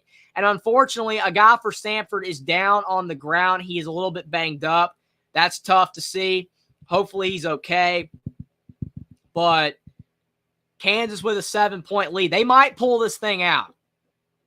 2:50 to go in the game. Samford, unfortunately, has an injury to one of their players, and it's one of their best players, Acker. Moose says someone needs to get – that's funny. Needs to get him some protein. Definitely. He's cramped up in both legs. Bananas would help. Oranges, any type of fruit. But, yeah, I mean, I haven't seen the game. Obviously, you've been watching a little bit closer, Michigan Moose, because I was watching the NC State game more closely. But, yeah, that's not ideal for Samford. Their leading scorer in the game is now out with cramps. Kansas up 7 with 2:50 to go. Jayhawks just hit a massive 3 in the corner, courtesy of Nick Timberlake. Looks like the Jayhawks might be able to hold on if they can get a couple more stops. Samford in the corner just missed a three, and there's a foul on the Bulldogs. The Jayhawks will be going to the charity stripe. And another player for Samford is on the ground. Man, there was a legitimate threat for Samford winning this game. They were only down by 2 a couple minutes ago, but their offense has gone cold. They're taking a beating out there. Last few possessions, man, what a collision. I mean, technically that is a foul, but that is very tough for him because they were both going for the ball, but Timberlake just had the better positioning. And the guy for Drake got the foul, but he took the brunt of that. Looks like everybody's okay, but that could have been ugly.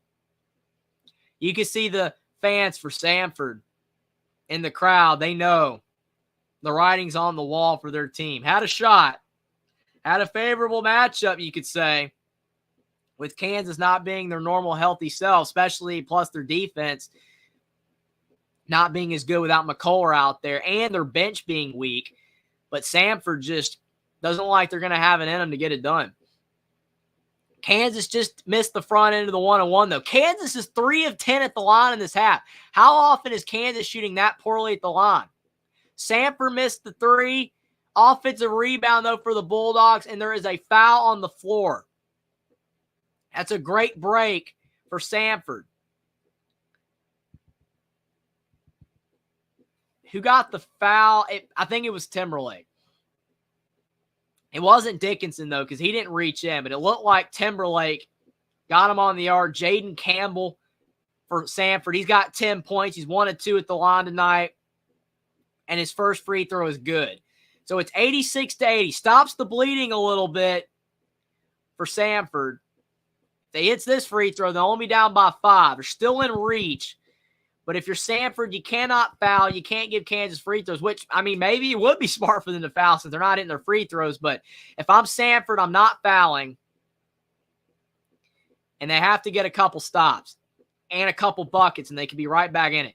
Michigan Moose says, I didn't know Justin Timberlake played basketball.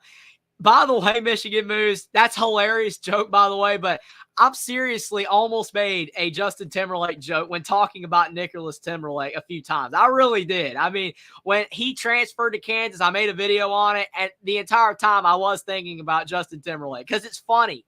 Timberlake, that's hilarious.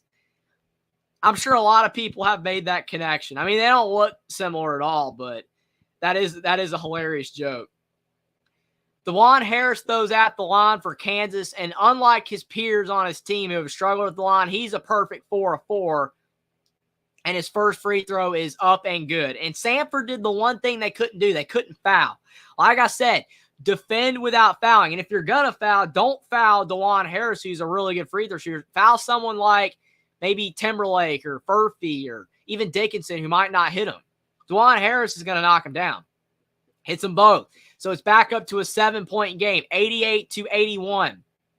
2 to go in the second half. Running out of time for the upset alert for Samford. If they're going to continue to be dancing, they got to get something going quick. To the basket, that's a smart move, and there's a foul, I think, on Dickinson. Has to be on Dickinson. I don't think anybody reached in. I don't know. That wasn't much of a foul, but Samford got bailed out. And if Samford hits these free throws, again, can't stress enough for the Bulldogs, don't foul Kansas. It's not going to do you any good if you foul, because then you're just going to be trading points. But Jaden Campbell, he's 3 of 4 at the line. He just knocked down a couple at the stripe for Samford, and his first free throw is off the mark. That's not good for Samford. They needed those points. If he doesn't hit the second, then they'll be down still by 3 scores. And then Kansas will be in the driver's seat, and he missed them both. Samford missed both free throws. Like Michigan Moose pointing out, you're absolutely right, and that's a backbreaker for the Bulldogs. Just play good defense, don't foul, which they shouldn't have done on the last possession. They possibly could still be down 5, but they did not take my advice. Kansas with the ball, draining the clock, which is smart. DeJuan Harris trying to dribble out this final game of day 1 of March Madness. KJ Adams to Dickinson in the mid-range. His shot It goes off the rim. Samford with the ball. Last chance prayer for Samford for three. It's off the mark. Kick back out for Samford. Another triple, and it's good. Samford knocks down the three. 4-point game. 1:19 to go in the second half. Three for Samford. They still got a chance. If Samford didn't knock down that three, then I think they were about done. That still gives them a shot. It gives them life. But still, if you're Samford, don't foul. I know Kansas has been missing free throws, but don't foul. There's no reason to do it. There's still enough time. Play solid defense. Get a stop. There's still a chance. But it's been awesome having March Madness back. I've really enjoyed this day of basketball. A lot of great games. There were a few too many blowouts. I would have liked more competitive games, but there were a few great ones. The Oakland-Kentucky one, that's going to go down in the annals of history with a big Cinderella upset.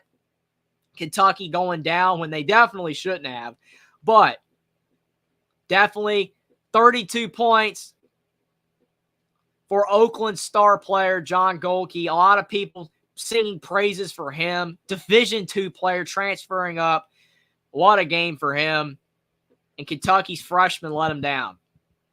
That was the big upset of the day. BYU losing to Duquesne was a big upset.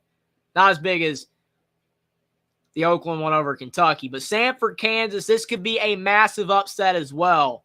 Bill Self never usually losing in the first round. I will say, though, if Kansas does win this game, it is going to be very hard for me to foresee them advancing far in the tournament with the injuries that they have.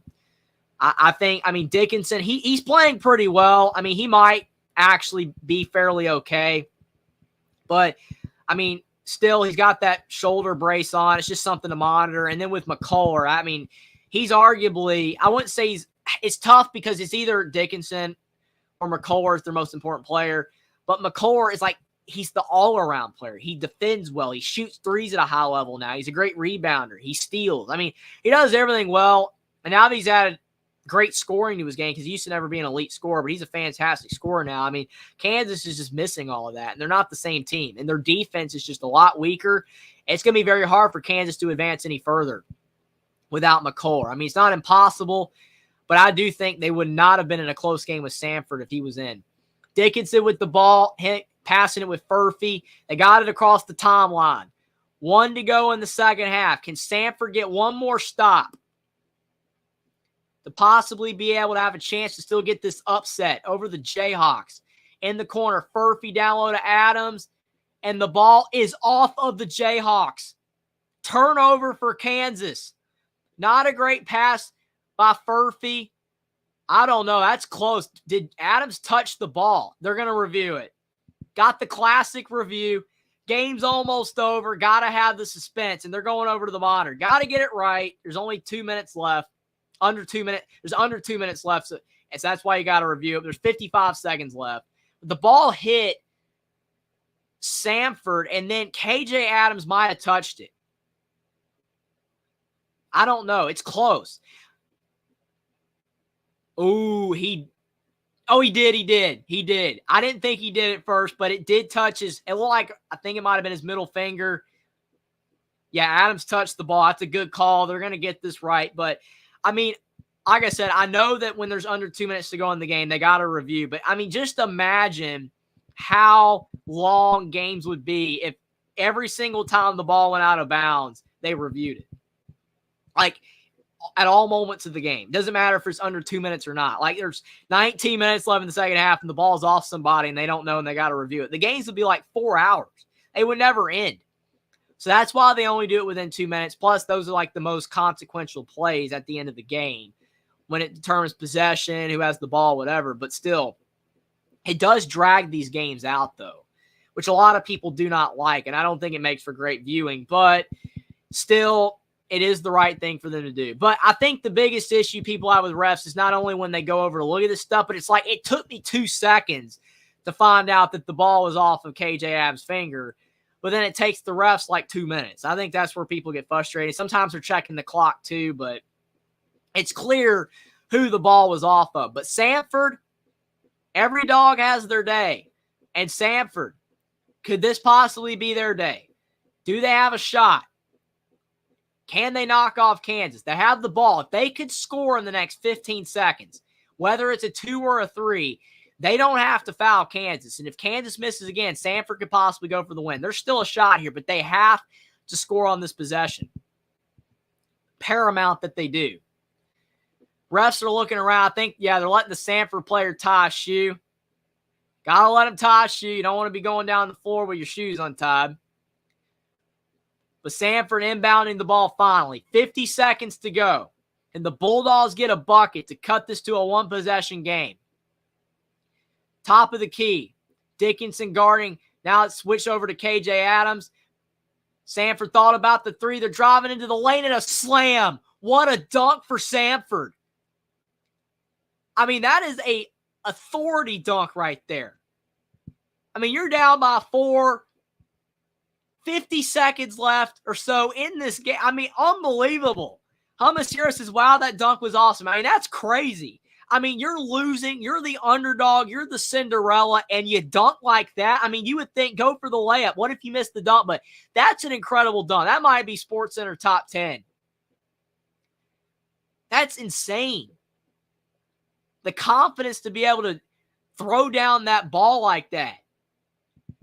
38 seconds left in this one. And I think Samford, you don't have to foul. I mean, unless you think it's better to possibly foul a guy for Kansas that's been missing free throws. If you do that, I mean, maybe. But I think if you're Samford, it's best to play this thing out. I know if Kansas scores, then Samford's kind of screwed. But I think Samford, just play it out, get a rebound, and try to go for the win. Because like if you foul Kansas and they split the free throws and you're down 3, then Kansas might do the foul method. You don't have to do the foul method if you're down 2. Kansas wouldn't be able to do it. So I think for Samford, you just got to play this thing out. But that dunk, I mean, Samford, they're legit. They're a good team. They definitely, people were right when they said that they possibly could be on upset alert here. Like I said, with McCullough, I don't think Kansas would be anywhere close to losing. But the circumstances are what the circumstances are. And Kansas has to find a way to win this game without him. And they are on the ropes.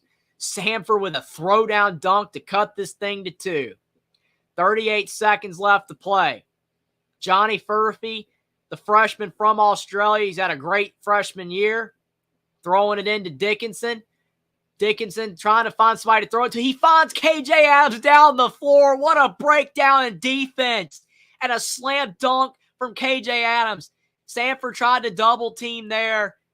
I think they needed to play straight up defense. And now there's a top. And luckily for Samford, they got the arrow. If they didn't have the arrow, it might have been done. But, man, I don't know why they doubled. I mean, I get it. You want to trap behind the line. But just why is everybody in the backcourt? I don't get it. Most of the people that were like on both sides, besides KJ Adams, were in the middle of the floor. That doesn't even make sense. That's just a breakdown from Samford. Somebody needed to be on KJ Adams, so that wouldn't happen. But everybody was looking at Dickinson, and a couple of the guys drifted closer to him, and it gave KJ Adams a wide open dunk. That might be the play that loses it for Samford. You can't do that. You've got Kansas on the ropes, and you give up a dunk. I mean, Dickinson's a good passer for a center. He can pass. He's not an elite passer like some. He's not like Jokic or anything, but he can pass. And that was a great decision by Hunter Dickinson. Absolute great decision. There's 22 seconds left in this game. Samford, like I said, lucky that they had the possession arrow, because if they didn't have the arrow on that top, Kansas would have the ball. It probably would be done. But Samford needs a bucket right now. Kansas up 90-86 after that great pass from Dickinson to KJ Adams. But Samford, they have been hitting their threes, so Kansas can't leave them open. And they left Samford wide open for a 3, and he knocks it down. Why did they leave him open? I just said Kansas don't leave him open for a 3, and they leave him wide spanking open. And Samford has cut this thing to 1. What a game we got. It's almost 1 o'clock on the East Coast, but we can't go to bed yet. What a game. Kansas only up by 1, throwing it down the floor again. And Timberlake, he misses the potential dunk, but I think they called a foul. Why did Timberlake go for that dunk? I get it. I think he thought he had enough on him, but man, ooh, I don't know. Was that even a foul? That's not a foul. That is not a foul. That is a garbage call. If you're still here, Hummus Hero, I know you're watching this game. That's all ball. That is all ball. Samford just got, unfortunately, screwed on that play. That's not a foul. I get he's in the air going up for the dunk, but Kansas absolutely got bailed out. That is not a foul. That's very unlucky. But Kansas, Timberlake at the line, he knocks down the first. I mean, I know it's the ref's instinct. A guy's in the air, call a foul. I get that, but that was all ball. What a block it was by that Samford player. Timed it perfectly. And Timberlake just fell because he lost the ball. I mean, I'm glad Timberlake's okay. You never want anybody hurt, but, like, that's not a foul. He knocked down the first free throw. They're showing it again. I mean, the commentators know. This is a garbage call. There is no hand. There is no hand on Timberlake. The player for Samford, that was one of the prettiest blocks I've seen in a while. Time that thing. It is so hard to block from behind without fouling, and he did it. Just so unfortunate for Samford.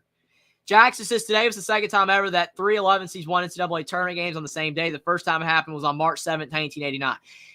I will advise, if you're making a bracket, you have to pick the 11 seed. 6 seeds go down all the time. The 11 seed, I believe I heard or saw somewhere that in the last 15 years, the 11 seed has a better record than the 6 seed. It's just the way it goes. It's crazy. For whatever reason, they just get the best. Like the 6 seed, they got some flaws in their team. And then the 11 seed, they're just out for blood. They barely got in the tournament. They're ready to go, and they're just able to get it done. Stephen Cherry says, refs deciding the game yet again. I mean, you hate it when that happens. I mean, I understand, again, to reiterate, the referees sees a guy in the air, wants to make a call because you see Timberlake fall to the floor, but that was all ball, just absolutely garbage call. And I hate it for Samford because they might lose because of that call. And it's nothing against Kansas. I mean, Kansas going through, the injury to McCullough. I mean, it'd be a great win for them to at least advance, even if they don't make it far in the tournament. But, I mean, that's just a bad call. It's just not fair for Samford at all. 10 seconds left. Samford with the ball for 3. It's off the mark. And Kansas throws it off of the Samford player. Oh, no. It looks like Samford might be out of this one. They're going to have to foul. It's clear. I know Samford's calling for a review, but yeah. What a play. Samford's going to lose. And if they did not call that foul, they'd have been down 1, and they would have had a shot to win this thing. But since they were down 3, they had to go for the 3. It's a good play by Kansas, knock the ball off of them. Hamas Hero says if Samford loses, it's a sham win for Kansas. He didn't touch him whatsoever, no body contact even. It's just tough. I mean, these guys, we don't know when or if when they're going to make it back to the tournament. These guys might never make it back, and that's just a tough way to go out because they're going to watch this game. They're going to watch film of this game, and that guy's – and he knows he didn't foul because he didn't feel any contact. It's just horrible. Moose said that was all ball in that block. If Kansas goes on to win, we'll be talking about that call. Absolutely. I will be. I'm not going to say Kansas doesn't deserve to win. I'm not one of those people that do that. But, you got to talk about the call. Because Samford being down 1, when that block happened, they had the ball and they were going back up the floor. They might have been able to win. It's just tough. Moose says Kansas ball at 2.4, it's over. And then Hummus Hero says they need to be able to review fouls. Ridiculous. I will say if you review fouls, it's going to be a lot harder as well to get the games done because then they're going to be reviewing there's tons of fouls in the final 2 minutes. I get why they don't, but I'm with you, Hummus. In a situation like that, you should be able to review a foul. Absolutely. all these Kansas fans in the stands that are smiling, I get it. I understand that you as a fan love your team and you're happy they're going to win. But the way I am, even when I like a team, I point out if something's wrong. Like if I was like a legitimate Kansas fan, I don't have nothing against Kansas, but like if they were my favorite team by far, and I'm like, I love Kansas. Me watching this game, I would be upset for Samford almost more than the win, because that's just the way I am. I mean, I hate it when stuff like that happens. But a lot of fans just unfortunately don't care, because as long as their team wins, that's all that matters. And that's fine. But if Kansas fans care about the game, you know, and like the legitimacy of it, then yeah, I mean, Samford got screwed. So is what it is. So there's only like less than 2 seconds left, because they put a couple seconds back on, and so it's like 3.9 left, and then they inbound the ball, and it looks like Samford's trying to foul, but yeah, DeJuan Harris barely stayed in bounds. But they tried to foul a little earlier, but now there's only like 0.9 left. So like even if he doesn't make these, Furphy doesn't hit these, Kansas is going to win anyway, I think, because there's not going to be enough time, especially like if he missed it on purpose. And it's over now. He just knocked the first one in. But like if he missed them both, then it'd been hard for Samford to like chunk that ball down the floor and 0.9 off a missed free throw. But yeah, it looks like Kansas has got it. 93-89. One free throw. This is the Moose game. What a tough way, though, for Samford. Very happy for the Jayhawks and their fans. Big win for them.